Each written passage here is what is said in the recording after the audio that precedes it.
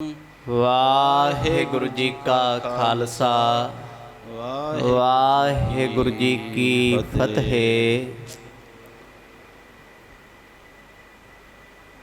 सच्चे पातशाह जी दी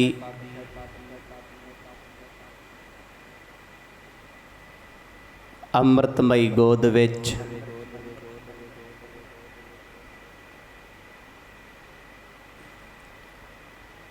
शाम दे दीवाना दियां हाजरियां भरदे होए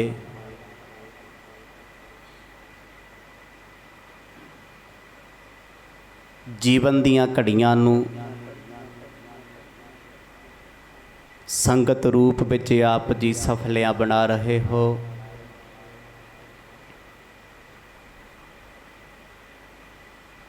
सतगुरां दी पावन अमृतमई कथा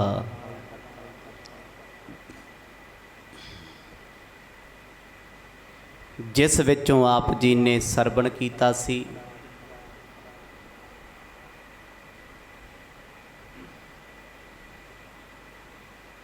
जदों राजा शिवनाव कंवलियां दे वांग संघने जंगलों विच सतगुरां नूं लभदा फिरदा है,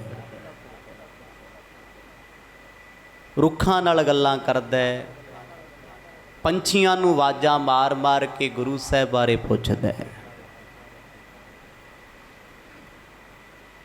बेसुध होके धरती ते डिग्या है, गुरु पातशाह जी आप प्रगट होए, गोटे दा सराहना दे के दीन दुनिया दे मालिक गुरु नानक साहिब पातशाह जी ने भाई बाला जी तो जल मंगवा के मुख ते छिट्टे मारे। अखियां खुलियां ने वेखिया जिस प्यारे सज्जण नूं लभदा फिरदा उहदी गोद विच सिर रखिया होया। प्यार दियां बेनतियां करके राजा सतगुरां नूं धर्मशाला च लैके आया। हज़ारां लखां लोकां दा इकट्ठ है, फुल्लां दी बरसात है। सोहणे पलंगे ते पातशाह जी सुभाएमान होए ने, राणियां ने ते राजे दा जिन्ना भी खुफिया तंत्र ते उस वेले दे जिन्ने भी वजीर हन, चारे दरवाजियां विच खड़ के चार मुखी दीवियां दे नाल 16 तरह की आरती कीती ते राजे दी रानी जिहदा नाम है चंद कला, गुरु नानक साहिब जी की इबादत विच वो भी राजे नूं वेख के मुरीद हो गई सी।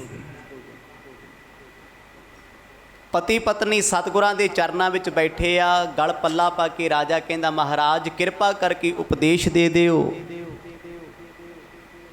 सतगुर कहंदे राजन मन नूं एकाग्र रखिया कर, शांत रखिया कर।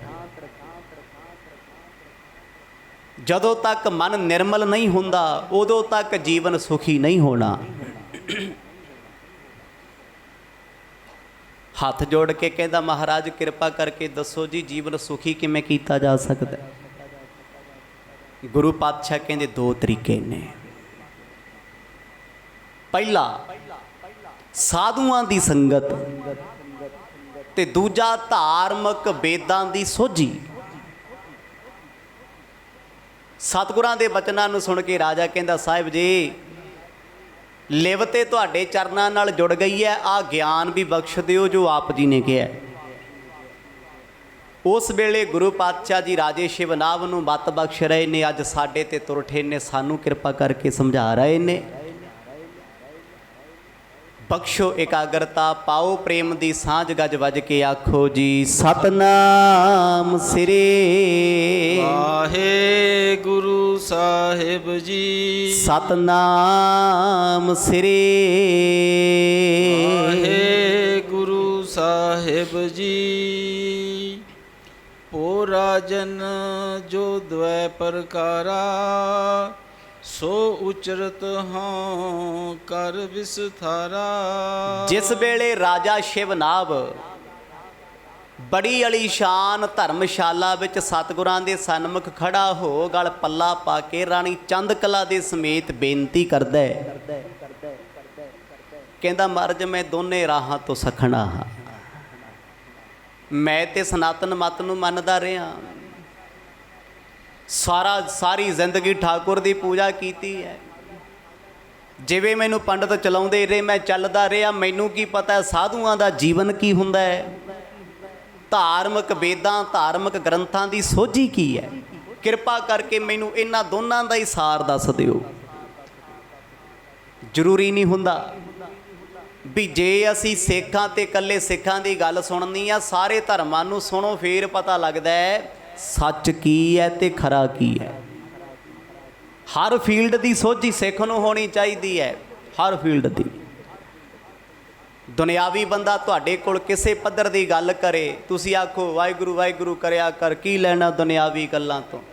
ਕਰਦੇ ਆ ਨਾ ਗੱਲਾਂ, ਤੇ ਜਿਹੜਾ ਬੰਦਾ ਇਹ ਗੱਲਾਂ ਕਹਿੰਦਾ ਨਾ, ਉਹਨੂੰ ਪੁੱਛੋ ਵੀ ਆ ਕੱਪੜੇ ਲਾ ਦੇ, ਦੁਨਿਆਵੀ ਨੇ। ਜਿਸ ਕੋਠੀ ਵਿੱਚ ਬੈਠਾ ਇਹ ਵੀ ਦੁਨਿਆਵੀ ਹੈ, ਬਿਜਲੀ ਦਾ ਕਨੈਕਸ਼ਨ ਕਟਾ ਦੁਨਿਆਵੀ ਹੈ, ਏਸੀ ਲਾ ਦੁਨਿਆਵੀ ਹੈ। ਜਿਹੜੀ ਕਿਚਨ ਵਿੱਚ ਖੜ ਕੇ ਮਸਾਲੇ ਪਾ ਰੋਟੀਆਂ ਪਾੜਦਾ ਇਹ ਵੀ ਦੁਨਿਆਵੀ ਹੈ। ਭਗਤੀ ਕਰਿਆ ਕਰ, ਨਾਮ ਜਪਿਆ ਕਰ, ਇਹਨਾਂ ਚੀਜ਼ਾਂ ਤੋਂ ਕੀ ਲੈਣਾ। ਅਕਸਰ ਉਹ ਲੋਕ ਜਿਹੜੇ ਆਪ ਬਹੁਤੇ ਖੁੱਬੇ ਹੋਣਗੇ ਨਾ ਤੇ ਦੂਜੇ ਨੂੰ ਮੱਤ ਦੇਣਗੇ, ਤੂੰ ਆ ਨਾ ਕਰਿਆ ਕਰ, ਨਾਮ ਜਪਿਆ ਕਰ। ਤੇ ਜਿਹੜਾ ਜਪਦਾ ਰੌਲਾ ਨਹੀਂ ਪਾਉਂਦਾ, ਉਹ ਤੇ ਅੰਦਰੋਂ ਜੁੜਿਆ ਹੋਇਆ, ਉਹ ਸੋਝੀ ਰੱਖਦਾ ਹਰ ਫੀਲਡ ਦੀ। ਐਸਾ ਜੀਵਨ ਤੁਹਾਡਾ ਹੋਵੇ, ਦੁਨੀਆ ਦੀ ਕੋਈ ਵੀ ਗੱਲ ਕੋਈ ਤੁਹਾਡੇ ਕੋਲ ਕਰੇ ਤੇ ਅਗਲਾ ਤੁਹਾਡੇ ਮੂੰਹ ਵੱਲ ਵੇਖੇ, ਵਾਹ ਤੈਨੂੰ ਇਹ ਵੀ ਆਉਂਦਾ ਹੈ, ਤੈਨੂੰ ਇਸ ਚੀਜ਼ ਬਾਰੇ ਵੀ ਪਤਾ ਹੈ। ਮਤਲਬ ਸੋਝੀ ਚਾਹੀਦੀ ਹੈ, ਜਾਣਕਾਰੀ ਚਾਹੀਦੀ ਹੈ, ਗਿਆਨ ਚਾਹੀਦਾ ਹੈ। ਸਾਨੂੰ ਝੁੱਡੂ ਨਹੀਂ ਬਣਾਇਆ ਗੁਰੂ ਨੇ ਵੀ ਸਿੱਖਾ ਕੱਲੀ ਭਗਤੀ ਕਰੀ, ਦੁਨੀਆ 'ਚ ਕੀ ਹੁੰਦਾ ਤੈਨੂੰ ਪਤਾ ਹੀ ਨਹੀਂ। ਸਤਿਗੁਰਾਂ ਨੇ ਸਾਨੂੰ ਜਿੱਥੇ ਭਗਤੀ ਬਖਸ਼ੀ ਆ ਉੱਥੇ ਸ਼ਕਤੀ ਬਖਸ਼ੀ ਰਾਜਨੀਤੀ ਦੀ, ਤਾਂ ਜੋ ਤੈਨੂੰ ਦੁਨੀਆਦਾਰੀ ਦੀ ਸਮਝ ਆਵੇ। ਉਸ ਵੇਲੇ ਰਾਜਾ ਜੋ ਉਪਦੇਸ਼ ਮੰਗਦਾ ਹੈ, ਬੇਸ਼ੱਕ ਗੁਰਬਾਣੀ ਯੋਗ ਧਰਮ ਨੂੰ ਨਹੀਂ ਮੰਨਦੀ, ਇਹ ਖਰੀ ਗੱਲ ਹੈ। ਬੜੀ ਥਾਂ ਤੇ ਸਤਿਗੁਰਾਂ ਨੇ ਲਿਖਿਆ ਹੈ ਵੀ ਆ ਜਿੰਨੇ ਸਿੱਧ ਨੇ ਸਿੱਧੀਆਂ ਲਾ ਲਾ ਕੇ ਥੱਕ ਗਏ ਨੇ। ਸੁਣਿਆ ਸਿੱਧ ਪੀਰ ਸੁਰਨਾਥ, ਸੁਣਿਆ ਧਰਤ ਧਵਲ ਆਕਾਸ। ਬੜਿਆਂ ਨੇ ਰੱਬਾ ਤੇਰੇ ਬਾਰੇ ਸੁਣਿਆ ਪਰ ਪੂਰਾ ਕੋਈ ਨਹੀਂ। ਇਹਦਾ ਮਤਲਬ ਇਹ ਤਾਂ ਨਹੀਂ ਵੀ ਜੇ ਸਿੱਧਾਂ ਨੂੰ ਨਹੀਂ ਮੰਨਣਾ ਤੇ ਸਿੱਧਾਂ ਬਾਰੇ ਜਾਣਨਾ ਹੀ ਨਹੀਂ। ਜੇ ਜਾਣਾਂਗੇ ਤਾਂ ਹੀ ਪਤਾ ਲੱਗੂ ਗੁਰੂ ਬਾਬਾ ਜੀ ਨੇ ਸਿੱਧ ਗੋਸ਼ਟ ਕੀਤੀ ਹੈ। ਸਿੱਧਾਂ 'ਚ ਕਿਹੜੀਆਂ ਕਰਾਮਾਤਾਂ ਸੀ, ਉਹ ਕਿਹੜੀ ਗੱਲ ਕਰਕੇ ਖਾਸ ਸੀ, ਵੀ ਖਾਸ ਬੰਦਿਆਂ ਨੂੰ ਸਾਡੇ ਸਤਿਗੁਰ ਨੇ ਆਪਣੇ ਉਪਦੇਸ਼ ਨਾਲ ਕੀਲਿਆ। ਜਦੋਂ ਤੱਕ ਤੁਹਾਨੂੰ ਉਹਨਾਂ ਲੋਕਾਂ ਬਾਰੇ ਨਹੀਂ ਪਤਾ ਲੱਗਣਾ ਤੇ ਗੁਰੂ ਸਾਹਿਬ ਦੀ ਮਹਿਮਾ ਉਦੋਂ ਤੱਕ ਪ੍ਰੋਪਰ ਨਹੀਂ ਜਾਣ ਸਕਦੇ। ਰਾਜਾ ਕਹਿੰਦਾ ਮਹਾਰਾਜ ਕਿਰਪਾ ਕਰਕੇ ਮੈਨੂੰ ਇਹ ਉਪਦੇਸ਼ ਦੇ ਦਿਓ। ਸਤਿਗੁਰ ਕਹਿੰਦੇ ਰਾਜਨ ਸੁਣ, ਸਾਧੂ ਜਨ ਤੇ ਧਾਰਮਿਕ ਗ੍ਰੰਥ ਕੀ ਸਮਝਾਉਂਦੇ ਆ ਜਾ ਤੈਨੂੰ ਗਿਆਨ ਬਖਸ਼ੀਏ। ਕਸ਼ਟ ਜੋਗ ਇੱਕ ਭਗਤ ਜੋਗ ਸੁਨ। ਪਾਤਸ਼ਾਹ ਕਹਿੰਦੇ ਦੋ ਤਰ੍ਹਾਂ ਦੇ ਯੋਗ ਨੇ। ਗੁਰਬਾਣੀ ਨੇ ਲਿਖਿਆ ਨਾ ਗੱਲੀ ਯੋਗ ਨਾ ਹੋਈ। ਆਪਾਂ ਨਾਲ ਨਾਲ ਗੱਲ ਕਲੀਅਰ ਕਰਦੇ ਜਾਵਾਂਗੇ। ਇਸ ਦੁਨੀਆ ਦੇ ਵਿੱਚ ਦੋ ਪ੍ਰਕਾਰ ਦਾ ਯੋਗ ਹੈ, ਇੱਕ ਕਸ਼ਟ ਯੋਗ ਤੇ ਦੂਜਾ ਭਗਤ ਯੋਗ। ਆ ਦੋ ਦੇ ਅੰਡਰ ਹੀ ਪਤਾ ਨਹੀਂ ਕਿੰਨੀ ਤਰ੍ਹਾਂ ਦੇ ਯੋਗਾ ਚੱਲਦੇ ਆ। ਕਸ਼ਟ ਸਰੀਰ ਨੂੰ ਤਸੀਹੇ ਦੇਣ ਵਾਲਾ ਯੋਗਾ ਆ ਨਹੀਂ ਜਿਹੜਾ ਆਪਾਂ ਕਰੀ ਫਿਰਦੇ ਆ ਵੀ ਲੋਮ ਬਲੋਮ ਕਰਿਆ ਕਰ ਆ ਹੋ ਜਾਊਗਾ। ਇਹ ਸਿਰਫ ਤੰਦਰੁਸਤ ਸਰੀਰ ਨੂੰ ਤੰਦਰੁਸਤ ਰੱਖ ਸਕਦਾ ਹੈ, ਐਕਸਰਸਾਈਜ਼ ਹੀ ਹੈ, ਤੋਂ ਵੱਧ ਕੁਛ ਨਹੀਂ ਹੈ। ਯੋਗ ਕਦੇ ਕਿਸੇ ਬਿਮਾਰੀ ਨੂੰ ਕੱਟ ਨਹੀਂ ਸਕਦਾ। ਜੇ ਕੱਟੀ ਹੈ ਤੇ ਤਾਂ ਦੱਸੋ। ਜੇ ਯੋਗ ਕਿਸੇ ਬਿਮਾਰੀ ਨੂੰ ਕੱਟਦਾ ਹੋਵੇ ਤੇ ਫਿਰ ਆ ਯੋਗੀ ਜਿਹੜੇ ਭਗਵੇ ਕੱਪੜੇ ਪਾਈ ਫਿਰਦੇ, ਇਹਨਾਂ ਨੇ ਆਪਣੇ ਦਵਾਈਆਂ ਦੇ ਸਟੋਰ ਕਿਉਂ ਖੋਲ੍ਹੇ ਹੋਏ ਆ? ਭਾਈ ਜੇ ਤੇਰੇ ਯੋਗ 'ਚ ਇੰਨਾ ਦਮ ਆ, ਬਿਮਾਰੀ ਲੱਗਣ ਨਹੀਂ ਦਿੰਦਾ। ਹਾਂ, ਯੋਗ ਕਰਨ ਵਾਲਾ ਤੰਦਰੁਸਤ ਬੰਦਾ ਕਰ ਸਕਦਾ ਹੈ ਤੇ ਉਹ ਤੰਦਰੁਸਤ ਰਹਿ ਸਕਦਾ ਹੈ। ਮੇਨਟੇਨ ਰੱਖ ਸਕਦੇ ਹੋ ਯੋਗ ਨਾਲ ਸਰੀਰ ਨੂੰ। ਯੋਗ ਤੁਹਾਨੂੰ ਲੰਬੀ ਉਮਰ ਨਹੀਂ ਬਖਸ਼ੇਗਾ। ਇੱਕ ਹੈ ਕਸ਼ਟ ਯੋਗ, ਸਰੀਰ ਨੂੰ ਤਸੀਹੇ ਦੇਣੇ, ਪੁੱਠੇ ਲਟਕਣਾ, ਜਲ ਧਾਰੇ ਕਰਨੇ, ਬਰਫ਼ 'ਚ ਖੜੇ ਹੋਣਾ, ਪੁਰਾਣੇ ਯੋਗੀ ਕਰਦੇ ਸੀ। ਇੱਕ ਹੈ ਭਗਤ ਯੋਗ। ਬੜੇ ਯੋਗੀ ਐਸੇ ਸੀ, ਸੰਤੋਖਾ ਰਿਖੀ ਜਿਹਦੇ ਨਾਮ ਤੇ ਗੁਰਦੁਆਰਾ ਸੰਤੋਖਸਰ ਸਾਹਿਬ ਅੰਮ੍ਰਿਤਸਰ ਦੀ ਪਾਵਨ ਧਰਤੀ ਤੇ ਸੁਭਾਏ ਮਾਨ ਹੈ। ਉਹ 5000 ਸਾਲਾਂ ਤੋਂ ਧਰਤੀ ਤੇ ਹੇਠਾਂ ਬੈਠਾ ਭਗਤੀ ਕਰਦਾ ਹੈ। ਉਹ ਸੀ ਭਗਤ ਯੋਗ। ਇੱਕ ਭਗਤੀ ਕਰਨ ਵਾਲੇ ਯੋਗੀ ਨੇ ਤੇ ਇੱਕ ਸਾਧਨਾ ਕਰਨ ਵਾਲੇ। ਸਾਧਨਾ ਵਾਲਿਆਂ ਤੋਂ ਭਗਤੀ ਨਹੀਂ ਹੁੰਦੀ ਕਿਉਂਕਿ ਉਹ ਤਨ ਨੂੰ ਤਸੀਹੇ ਦਿੰਦੇ ਆ, ਦੁੱਖ ਦਿੰਦੇ ਆ। ਤੜਫਾਉਂਦੇ ਆ, ਭੁੱਖੇ ਪਿਆਸੇ ਰਹਿੰਦੇ ਆ, ਹੈ ਭਗਤੀ ਤੋਂ ਘੱਟ ਉਹ ਵੀ ਨਹੀਂ। ਅਸੀਂ ਹਰੇਕ ਨੂੰ ਮੂੰਹ ਮਾਰ ਦਿੰਦੇ ਆ ਵੀ ਪਖੰਡੀ ਹੈ। ਨਹੀਂ, ਪਖੰਡ ਕੁਛ ਨਹੀਂ। ਲੈ ਤੂੰ ਬਹਿ ਕੇ ਵਿਖਾ 24 ਘੰਟੇ ਭੁੱਖਾ, ਕਿਸੇ ਨੂੰ ਪਖੰਡੀ ਦੱਸਦਾ ਹੈ। ਕਿਉਂਕਿ ਅੱਜ ਅਸੀਂ ਨਾ ਹੱਥ ਚੱਕੀ ਹੋਈ ਹੈ। 4 ਸ਼ਬਦ ਅਸੀਂ ਬਾਣੀ ਦੇ ਪੜ੍ਹ ਲਏ, ਸਾਨੂੰ ਇਹ ਲੱਗਦਾ ਪਤਾ ਨਹੀਂ ਮੇਰੇ ਵਰਗਾ ਬ੍ਰਹਮ ਗਿਆਨੀ ਕੋਈ ਨਹੀਂ, ਮੇਰੇ ਵਰਗਾ ਗਿਆਨੀ ਕੋਈ ਨਹੀਂ। ਇਹ ਭੁਲੇਖੇ ਆ।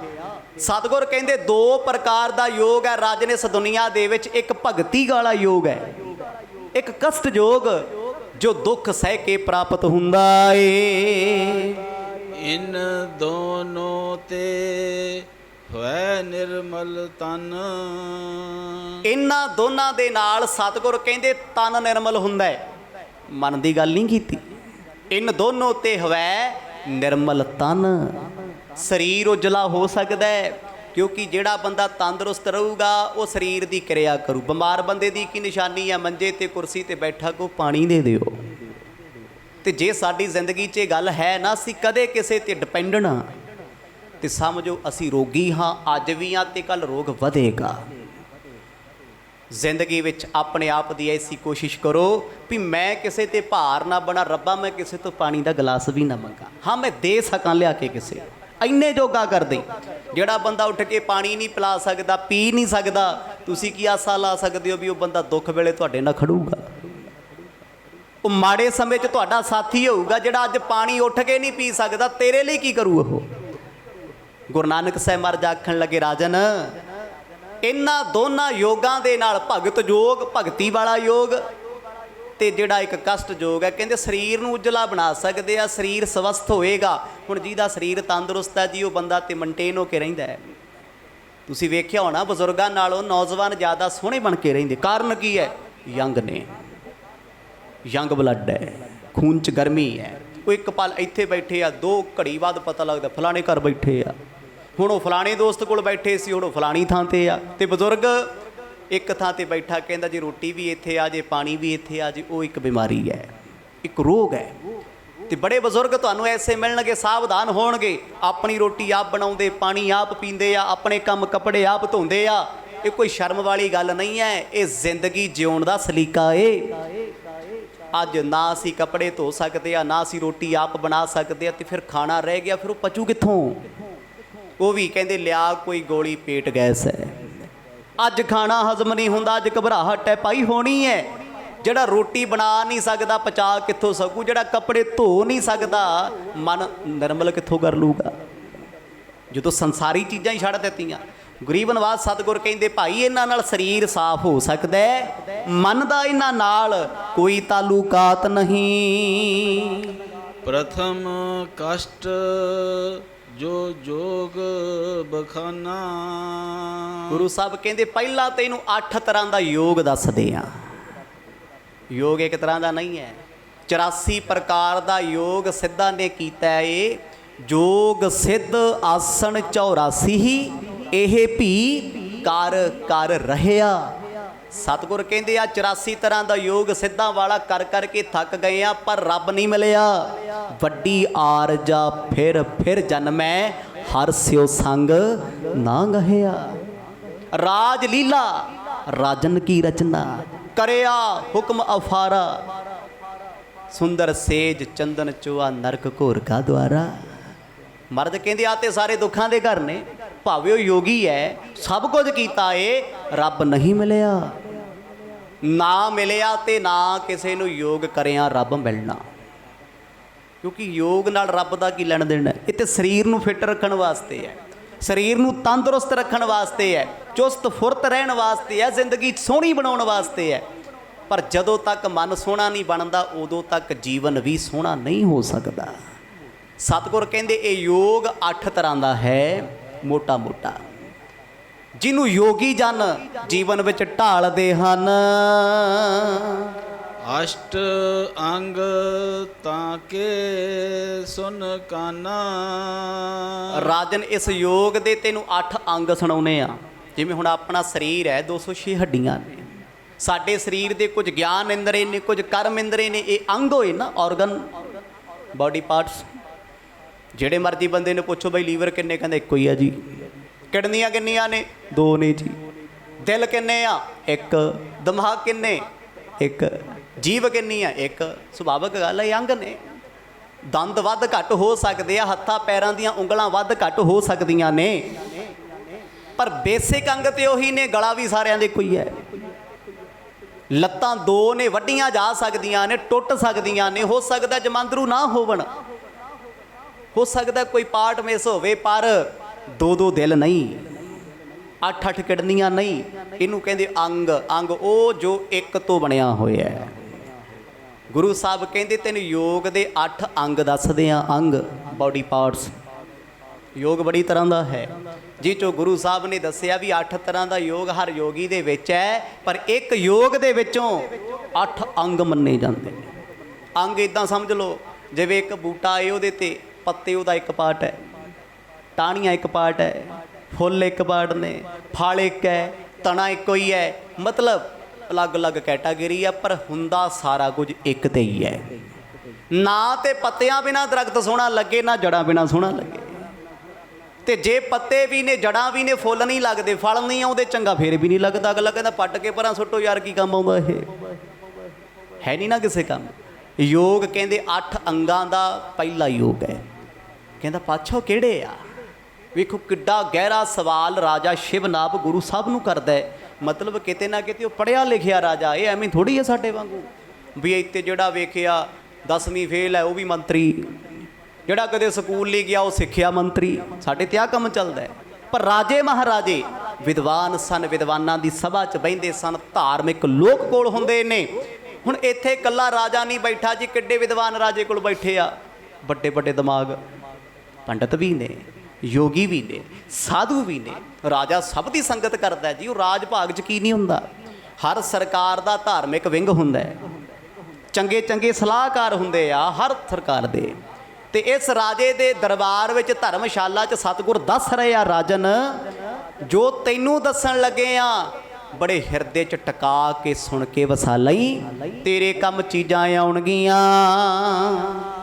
ਯਮ ਅਰ ਨੇਮ ਇਕਤੰ ਦੇਸੂ।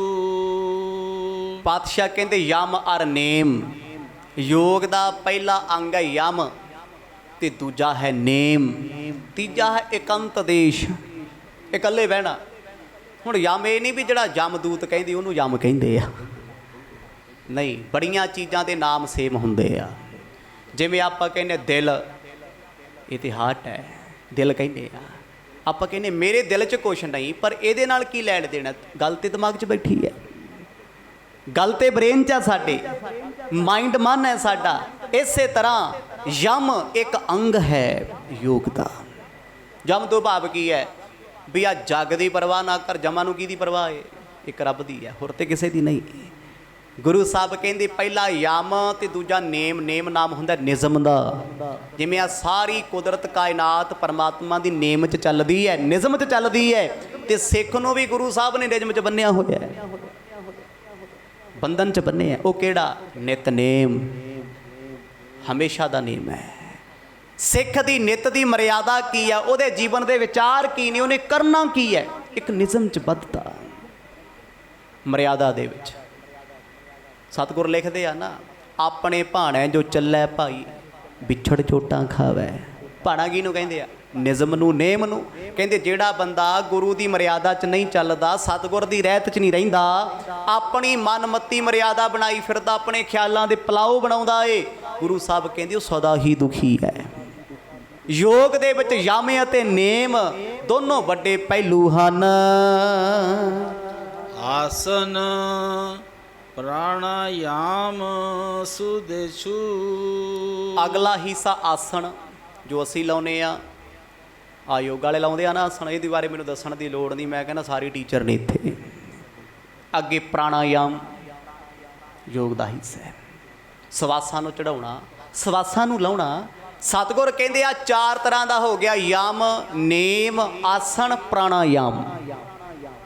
ਯੋਗ ਦੀ ਗੱਲ ਕਿਉਂ ਚੱਲੀ ਅੱਜ? ਸਾਡਾ ਤਾਂ ਕਨਸੈਪਟ ਹੀ ਹੈ ਨਹੀਂ ਇਹ।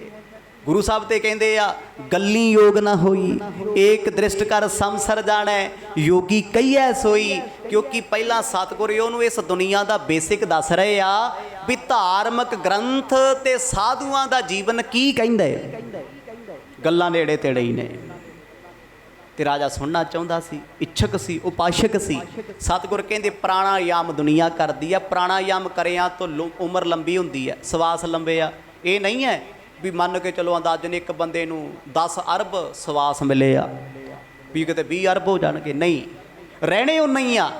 ਸਵਾਸਾਂ ਦਾ ਠਹਿਰਾਵ ਹੋ ਗਿਆ, ਸਵਾਸ ਚੜਾਇਆ, ਲਾਇਆ ਹੀ ਨਹੀਂ, ਗਿਣਤੀ ਤੇ ਉਨੀ ਓ ਰਹਿਣੀ ਆ ਨਾ, ਸਾਹ ਲੰਬਾ ਕਰ ਲਿਆ। ਇਸੇ ਕਰਕੇ ਯੋਗੀ ਲੰਬੀਆਂ ਉਮਰਾਂ ਵਾਲੇ ਹੁੰਦੇ ਸੀ। ਇਹਦਾ ਮਤਲਬ ਇਹ ਨਹੀਂ ਵੀ ਜੇ ਯੋਗੀਆਂ ਦੀ ਉਮਰ ਲੰਬੀ ਸੀ, ਮਰਦ ਕਹਿੰਦੇ ਆ ਨਾ ਵੱਡੀ ਆਰਜਾ ਫਿਰ ਜਨਮ ਹੈ, ਕਹਿੰਦੇ ਉਮਰ ਵੱਡੀ ਆਰਜਾ ਹੋ ਗਈ ਹੈ, ਵੱਡੀ ਆਰਜਾ ਉਮਰ, ਪਰ ਨਾਲ ਇਹ ਵੀ ਕਹਿਤਾ ਫਿਰ ਜਨਮ ਹੈ। ਲੰਬੀਆਂ ਉਮਰਾਂ ਕਰਕੇ ਵੀ ਇੱਕ ਦਿਨ ਮਰਨਾ ਹੀ ਪੈਂਦਾ। ਆਖੋ ਸਤਨਾਮ। ਇੱਥੇ ਗੋਰਖ ਤੇ ਮਸ਼ਿੰਦਰ ਵਰਗਿਆਂ ਦੀਆਂ ਕਿੱਡੀਆਂ ਲੰਬੀਆਂ ਉਮਰਾਂ ਸੀ। ਬ੍ਰਹਮਾ ਦੀ ਉਮਰ ਕਿੰਨੀ ਹੈ? 4 ਯੁੱਗਾਂ ਦਾ ਇੱਕ ਦਿਨ ਬਣਦਾ ਬ੍ਰਹਮੇ ਦਾ। ਤੇ ਅਜੇ ਤੇ ਸਾਡੇ ਤੇ ਸਾਲਾਂ ਵੱਧੀ ਅਸੀਂ ਦੁਖੀ ਹੋਏ ਫਿਰਦੇ ਹਾਂ ਇੱਕ ਜ਼ਿੰਦਗੀ ਤੋਂ। ਤੇ ਕਿੰਨੀ ਵਾਰ ਬ੍ਰਹਮਾ ਜੰਮਦਾ ਤੇ ਕਿੰਨੀ ਵਾਰੀ ਮਰਦਾ। ਇਹ ਤੇ ਬਹੁਤ ਵੱਡਾ ਖਲਾਰਾ। ਜੇ ਇੱਧਰ ਨੂੰ ਚੱਲਣ ਲੱਗੇ ਨਾ ਨੀਂਦ ਨਹੀਂ ਆਉਣੀ ਰਾਤ ਨੂੰ। ਅੱਛਾ, ਇੱਕ ਬ੍ਰਹਮੇ ਦਾ ਏਡਾ ਵੱਡਾ ਦਿਨ। ਸਾਡੇ 100 ਸਾਲਾਂ ਦੇ ਦੇਵਤਿਆਂ ਦਾ 1 ਸਾਲ ਬਣਦਾ ਹੈ ਸਵਰਗਾਂ ਦਾ। ਹੁਣ ਉਹਨਾਂ ਦੇ 1 ਸਾਲ ਦਾ ਬ੍ਰਹਮਾ ਦਾ 1 ਦਿਨ ਬਣਦਾ ਹੈ। ਹੁਣ ਬ੍ਰਹਮੇ ਤੋਂ ਵੱਡਾ ਵੀ ਕੋਈ ਹੈ? ਬ੍ਰਹਮੇ ਦੇ 100 ਸਾਲਾਂ ਦਾ ਕਿਸੇ ਦਾ 1 ਦਿਨ ਬਣ ਰਿਹਾ ਹੈ, ਕਿਸੇ ਦੇ 24 ਘੰਟੇ ਬਣਦੇ, ਕਿਸੇ ਦੇ 12 ਘੰਟੇ ਬਣਦੇ ਆ। ਕਿੱਡੀ ਵੱਡੀ ਕਾਇਨਾਤ ਹੈ ਰੱਬ ਦੀ ਬਣਾਈ ਹੋਈ, ਕੌਣ ਸਮਝ ਸਕਦਾ ਇਹਨੂੰ? ਇੱਥੇ ਤੇ ਸਾਇੰਸ ਨਾਸਾ ਵਾਲੇ ਖੱਜਲ ਹੋਏ ਫਿਰਦੇ ਆ, ਕਹਿੰਦੇ ਇੱਕ ਗ੍ਰਹਿ ਲੱਭਦੇ ਆ, ਦੂਜਾ ਲੱਭ ਜਾਂਦਾ। ਕਿਹੜੀ ਕਿਹੜੀ ਗਲੈਕਸੀ ਤੇ ਜਾਈਏ? ਮਿਲਕੀ ਵੇ ਤੇ ਜਾਈਏ, ਅੰਡੋਰਾਮਿਡ ਤੇ ਜਾਈਏ, ਕਿਸ ਤੇ ਜਾਈਏ? ਇਹ ਕੱਲੀ ਕੱਲੀ ਗਲੈਕਸੀ ਦੇ ਵਿੱਚ ਅਰਬਾਂ ਧਰਤੀਆਂ ਤੇ ਅਰਬਾਂ ਖਰਬਾਂ ਤਾਰੇ ਆ। ਇਹ ਹੁਣ ਇੱਕ ਗਲੈਕਸੀ 'ਚ ਇੰਨਾ ਕੁਛ ਹੈ ਤੇ ਅਸੀਂ ਕਿਹੜੀ ਧਰਤੀ ਤੇ ਰੌਲਾ ਪਾਉਂਦੇ ਫਿਰਦੇ? ਸਾਡੀ ਔਕਾਤ ਕੀ ਹੈ? ਕੁਛ ਵੀ ਨਹੀਂ। ਸਾਡੀਆਂ ਧਰਤੀਆਂ ਵਰਗੀਆਂ ਧਰਤੀਆਂ ਇੱਕ ਤਾਰੇ 'ਚ ਪਤਾ ਨਹੀਂ ਕਿੰਨੀਆਂ ਸਮਾ ਜਾਂਦੀਆਂ। ਇੱਥੇ ਤੇ ਅਰਬਾਂ ਖਰਬਾਂ ਤਾਰੇ ਆ। ਤਾਂ ਹੀ ਲਿਖਿਆ ਨਾ ਮਹਾਰਾਜ ਨੇ, ਕੋਟ ਬ੍ਰਹਿਮੰਡ ਕੋ ਠਾਕੁਰ ਸੁਆਮੀ। ਅਸੀਂ ਤੇ ਇੱਕ ਬ੍ਰਹਿਮੰਡ ਵਿੱਚ ਰਹਿੰਦੇ ਹਾਂ। ਕਹਿੰਦੇ ਤੂੰ ਕਰੋੜਾਂ ਬ੍ਰਹਿਮੰਡਾਂ ਦਾ ਮਾਲਕ ਹੈ। ਇਹ ਨਹੀਂ ਕਿਹਾ ਵੀ ਤੂੰ 1 ਕਰੋੜ ਬ੍ਰਹਿਮੰਡ ਦਾ ਮਾਲਕ ਹੈ ਤੇ ਮੇਰੇ ਵਰਗਾ। ਉਸ ਰੱਬ ਨੂੰ ਚੇਤੇ ਕਰਕੇ ਕਹਿੰਦਾ ਲੈ ਮੇਰੇ ਵਰਗਾ ਸਿੱਖ ਹੀ ਕੋਈ ਨਹੀਂ। ਉਹ ਪਤਾ ਨਹੀਂ ਸਾਡੇ ਵਰਗੇ ਉਸ ਰੱਬ ਦੇ ਇੱਕ ਸਵਾਸ ਵਿੱਚ ਕਿੰਨੇ ਕੁ ਜੰਮਦੇ ਤੇ ਕਿੰਨੇ ਕੁ ਮਰਦੇ ਨੇ। ਅਸੀਂ ਮਾਣ ਕਰੀ ਫਿਰਦੇ ਹਾਂ। ਮਰਦ ਕਹਿੰਦੇ ਪ੍ਰਾਣਾਯਾਮ ਇੱਕ ਅੰਗ ਹੈ, ਯੋਗ ਦਾ ਅੰਗ। ਕਿਉਂਕਿ ਕੋਈ ਵੀ ਅੰਗ ਸੁਭਾਵਿਕ ਤੌਰ ਤੇ ਕੱਲੀ ਲੱਤ ਸਰੀਰ ਤਾਂ ਨਹੀਂ ਹੋ ਸਕਦੀ। ਕੱਲੀ ਬਾਂਹ ਕੀ ਕਰੂਗੀ ਜੇ ਸਰੀਰ ਹੀ ਨਹੀਂ ਹੈ? ਕੱਲਾ ਦਿਲ ਵੀ ਕੀ ਕਰੂਗਾ ਤੇ ਕੱਲਾ ਦਿਮਾਗ ਵੀ ਕੀ ਕਰੂਗਾ? ਸੰਪੂਰਨ ਚੀਜ਼ਾਂ ਨੂੰ ਇੱਕ ਸਰੀਰ ਕਹਿੰਦੇ ਆ, ਸੰਪੂਰਨ ਚੀਜ਼ਾਂ ਨੂੰ। ਤਾਂ ਮਨੁੱਖਾ ਸਰੀਰ ਬਣਦਾ ਹੈ, ਚਾਹੇ ਉਹ ਜਾਨਵਰਾਂ ਦਾ ਹੋਵੇ। ਕੱਲਾ ਅੰਗ ਅੰਗ ਰਹੇਗਾ। ਕਹਿੰਦੇ ਸਾਰੀਆਂ ਚੀਜ਼ਾਂ ਯੋਗ ਦੇ ਅੰਗ ਨੇ। ਪ੍ਰਾਣਾਯਾਮ ਯੋਗ ਨਹੀਂ ਹੈ, ਯੋਗ ਦਾ ਇੱਕ ਅੰਗ ਹੈ, ਇੱਕ ਛੋਟਾ ਜਿਹਾ ਪਾਰਟ ਹੈ। ਆਸਣ ਯੋਗ ਨਹੀਂ ਹੈ, ਯੋਗ ਦਾ ਇੱਕ ਅੰਗ ਹੈ। ਗੁਰੂ ਨਾਨਕ ਸਾਹਿਬ ਮਹਾਰਾਜ ਕਹਿੰਦੇ ਭਾਈ ਇਹ 8 ਪ੍ਰਕਾਰ ਦਾ ਹੈ। ਧਿਆਨ ਧਾਰਨਾ ਅਸ਼ਟ ਸਮਾਧ। ਧਿਆਨ ਲਾਉਣਾ ਅਲੱਗ ਚੀਜ਼ ਹੈ, ਧਾਰਨਾ ਆਪਣੀ ਧਾਰਨਾ ਬਣਾ ਕੇ ਰੱਖਣੀ ਜੀਵਨ ਦੀ ਅਲੱਗ ਚੀਜ਼ ਹੈ, ਸਮਾਧ ਅਲੱਗ ਚੀਜ਼ ਹੈ। ਧਿਆਨ ਤੇ ਸਮਾਧੀ ਨੂੰ ਇਕੱਠਿਆਂ ਨਹੀਂ ਕਰ ਸਕਦੇ। ਤੁਸੀਂ ਕਹੋਗੇ ਜੀ ਤੇ ਇੱਕੋ ਚੀਜ਼ ਹੈ, ਐਵੇਂ ਇੱਕ ਚੀਜ਼ ਹੈ। ਧਿਆਨ ਤੋਂ ਬਿਨਾਂ ਸਮਾਧੀ ਨਹੀਂ ਲੱਗਦੀ ਤੇ ਸਮਾਧੀ ਤੋਂ ਬਿਨਾਂ ਧਿਆਨ ਵੀ ਨਹੀਂ ਹੈ। ਅਲੱਗ-ਅਲੱਗ ਚੀਜ਼ਾਂ ਨੇ। ਇਹ ਤੇ ਪਾਰਟਸ ਅਲੱਗ ਹੋ ਗਏ। ਜਿਵੇਂ ਆਪਾਂ ਕਹਿ ਲਈਏ ਸਾਰੀਆਂ ਸਮੁੱਚੀਆਂ ਦੁਕਾਨਾਂ ਨੂੰ ਕੀ ਕਿਹਾ? ਇੱਕ ਮਾਲ ਕਹਿਤਾ। ਉਹਦੇ ਵਿੱਚ ਖਾਣ ਪੀਣ ਵਾਲਾ ਡਿਪਾਰਟਮੈਂਟ ਵੀ ਹੈਗਾ, ਬੱਚਿਆਂ ਦੇ ਖੇਡਣ ਵਾਲਾ ਵੀ ਹੈ, PVR ਥੀਏਟਰ ਵੀ ਬਣੇ ਹੋਏ ਆ, ਸਭ ਕੁਛ ਆ ਨਾ। ਕੱਪੜਿਆਂ ਦੀ ਸੇਲ ਪਰਚੇਜ਼ ਹੋ ਰਹੀ ਹੈ। ਕਿਤੇ ਕੋਈ ਗੱਡੀਆਂ ਵੀ ਖੜਾਈ ਖੜਾ ਹੈ, ਕੋਈ ਗੋਲਡ ਵਾਲਾ ਵੀ ਬੈਠਾ ਸੋਨਾ ਲੈ ਕੇ, ਕੋਈ ਘੜੀਆਂ ਦੀ ਦੁਕਾਨ ਖੋਲੀ ਬੈਠਾ ਉੱਥੇ, ਕਿਸੇ ਦੀ ਮੋਬਾਈਲਾਂ ਦੀ ਹੈ, ਕਿਸੇ ਦਾ ਕੁਛ ਹੈ। ਪਰ ਸਮੁੱਚੀਆਂ ਚੀਜ਼ਾਂ ਨੂੰ ਕਿਹਾ ਜਾਂਦਾ ਇੱਕ ਮਾਲ। ਮਤਲਬ ਇਹਨੂੰ ਕਹਿੰਦੇ ਯੋਗ। ਯੋਗ ਦੇ ਵਿੱਚ ਜਿਵੇਂ ਇੱਕ ਮਾਲ 'ਚ ਕਈ ਤਰ੍ਹਾਂ ਦੀਆਂ ਦੁਕਾਨਾਂ ਨੇ, ਇਸੇ ਤਰ੍ਹਾਂ ਹੀ ਛੋਟੀਆਂ ਛੋਟੀਆਂ ਹੱਟੀਆਂ ਨੇ। ਸਮਾਧੀ, ਧਿਆਨ, ਪ੍ਰਾਣਾਯਾਮ, ਯਮ, ਨੇਮ, ਜਿਨ੍ਹਾਂ ਦਾ ਜ਼ਿਕਰ ਕੀਤਾ ਜਾ ਰਿਹਾ ਹੈ। ਜਦੋਂ ਇਹ ਰਾਜੇ ਨੇ ਸੁਣਿਆ ਬੜਾ ਹੈਰਾਨ ਹੋਇਆ। ਕਹਿੰਦਾ ਐਡਾ ਗਹਿਰਾ ਗਿਆਨ। ਬੇਸ਼ੱਕ ਗੁਰੂ ਸਾਹਿਬ ਇਹਨਾਂ ਚੀਜ਼ਾਂ 'ਚ ਬਹੁਤਾ ਇਨਵੋਲਵ ਨਹੀਂ ਨੇ, ਪਰ ਹਾਂ ਇਹਨਾਂ ਲੋਕਾਂ ਨਾਲ ਉੱਠਣੀ ਬੈਠਣੀ ਤੇ ਹੈ ਨਾ। ਅੱਜ ਮੈਂ ਕਹੀ ਜਾਵਾਂ ਰੱਬ ਵੱਡਾ, ਰੱਬ ਵੱਡਾ ਹੈ। ਚਲੋ ਅਸੀਂ ਸਿੱਖਾਂ 'ਚ ਰੌਲਾ ਪਾਈ ਜਾਂਦੇ, ਸਾਰੇ ਕਹਿੰਦੇ ਸਾਰੀ ਦੁਨੀਆ ਰੱਬ ਇੱਕ ਹੈ। ਕੋਈ ਯੋਗੀ ਮਿਲ ਜੇ ਆਖੇ ਲਿਆ ਬੈਠੇ ਇੱਥੇ, ਦੱਸ ਰੱਬ ਵੱਡਾ ਕਿਵੇਂ ਹੈ, ਇੱਕ ਕਿਵੇਂ ਹੈ? ਦੇ ਦੋਗੇ ਜਵਾਬ? ਨਹੀਂ। ਸੋਚਣਾ ਹੀ ਕੁਛ ਨਹੀਂ। ਜੱਡੀਆਂ ਮਰਜ਼ੀ ਛੱਡੀ ਜਾਓ, ਮੈਂ ਇੰਨੇ ਘੰਟੇ ਨਾਮ ਜਪਦਾ, ਕੋਈ ਪੱਕਾ ਬੰਦਾ ਤੁਹਾਡੇ ਕੋਲ ਬੈਠੇ ਆਖੇ ਲੈ ਚੰਗਾ ਸੁਰਤ ਚੜਾ ਕੇ ਵਿਖਾ, ਸਵਾਸ ਚੜਾ ਕੇ ਨਾਮ ਜਪ ਕੇ ਵਿਖਾ, ਧਿਆਨ ਰੋਕ ਕੇ ਵਿਖਾ, ਹੈ ਕਿਸੇ ਕੋਲ ਜਵਾਬ ਕੋਈ ਨਹੀਂ। ਮੈਂ ਵੀ ਨਾਮ ਜਪਦਾ ਜੀ, ਮੈਂ ਵੀ ਪਾਠ ਕਰਦਾ ਜੀ, ਉਹ ਅਲੱਗ ਚੀਜ਼ਾਂ ਨੇ। ਗੁਰੂ ਸਾਹਿਬ ਨੇ ਜਦੋਂ ਇਹ ਬਚਨ ਆਖੇ, ਰਾਜਾ ਸਤਿਗੁਰਾਂ ਦੇ ਮੁਖ ਵੱਲ ਵੇਖਦਾ ਹੈ। ਮਹਾਰਾਜ ਕਹਿੰਦੇ ਧਿਆਨ, ਸਮਾਧੀ ਅਤੇ ਧਾਰਨਾ ਅਲੱਗ-ਅਲੱਗ ਚੀਜ਼ਾਂ ਹਨ। ਪਾਏ ਪਰਮ ਪਦ ਇਨ ਕੋ ਸਾਧ। ਭਾਈ ਇਹਨਾਂ ਨੂੰ ਪ੍ਰਾਪਤ ਕਰਨਾ ਅਲੱਗ ਚੀਜ਼ ਹੈ, ਪਰ ਇਹਨਾਂ ਚੀਜ਼ਾਂ ਕਰਕੇ ਪਰਮ ਪਦ ਪ੍ਰਾਪਤ ਕਰਨਾ, ਮਹਾਰਾਜ ਕਹਿੰਦੇ ਉਹਨੂੰ ਸਾਧ ਕਹਿੰਦੇ ਆ, ਸਾਧ।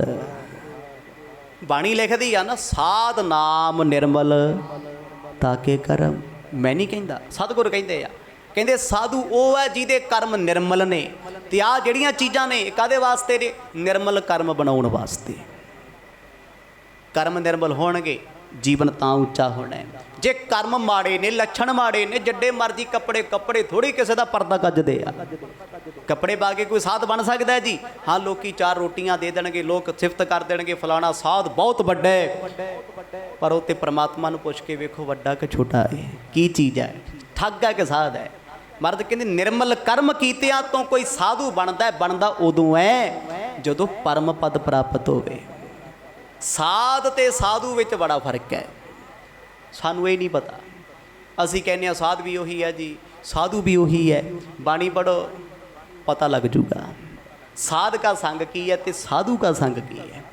ਸਾਧ ਦੀ ਅਲੱਗ ਜ਼ਿੰਦਗੀ ਹੈ, ਸਾਧੂ ਦੀ ਜ਼ਿੰਦਗੀ ਅਲੱਗ ਹੈ। ਸਾਡੇ ਲਈ ਸਾਰਾ ਕੁਝ ਉਹੀ ਹੈ। ਅਸੀਂ ਇੱਕੋ ਬੰਦੇ ਨੂੰ ਬ੍ਰਹਮ ਗਿਆਨੀ, ਉਸੇ ਨੂੰ ਸਾਧ, ਉਸੇ ਨੂੰ ਸੰਤ, ਉਸੇ ਨੂੰ ਭਾਈ, ਉਸੇ ਨੂੰ ਗੁਰਮੁਖ। ਸਾਡੇ ਲਈ ਤਾਂ ਹੈ ਹੀ ਕੁਛ ਨਹੀਂ। ਸਭ ਇਕੱਠਾ ਕੀਤਾ, ਜੋ ਮੂੰਹ ਚਾ ਕੇ ਆ ਬੋਲ ਦੇਣਾ, ਬਸ ਲੋਕਾਂ ਨੂੰ ਲੱਗੇ ਵੀ ਭਾਈ ਸਾਹਿਬ ਬੜੇ ਸੋਹਣੇ ਬੋਲਦੇ ਆ। ਪਰ ਮਾਫ ਕਰਿਓ, ਸਾਧ ਉਹਨੂੰ ਕਹਿੰਦੇ ਆ ਜੋ ਰਾਹ ਤੇ ਚੱਲਦਾ ਹੋਵੇ। ਰਾਹ ਤੇ ਚੱਲਣ ਵਾਲਾ ਰਾਹੀ ਹੁੰਦਾ ਨਾ, ਤੇ ਮੰਜ਼ਲ ਤੇ ਪਹੁੰਚਣ ਵਾਲਾ ਰਾਹੀ ਨਹੀਂ ਹੁੰਦਾ। ਉਹ ਮੰਜ਼ਲ ਨੂੰ ਪਾਉਣ ਵਾਲਾ ਮੁਕਾਮ ਇਹ ਜ਼ਿੰਦਗੀ ਹੁੰਦਾ ਏ। ਸਾਧ ਉਹ ਹੈ ਜਿਹੜਾ ਸਾਧਨਾ ਕਰਦਾ ਹੈ, ਸਟੂਡੈਂਟ ਹੈ ਜੀ, ਅਜੇ ਸਿੱਖ ਰਿਹਾ ਹੈ।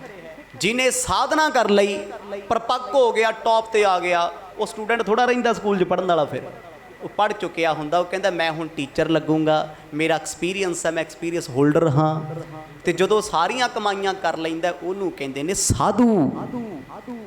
ਸਾਧੂ ਕੌਣ ਹੈ ਫਿਰ? ਰੱਬ ਵਰਗਾ ਸਾਧੂ ਕੋਈ ਨਹੀਂ, ਗੁਰਮੁਖਾਂ ਵਰਗਾ ਸਾਧੂ ਕੋਈ ਨਹੀਂ।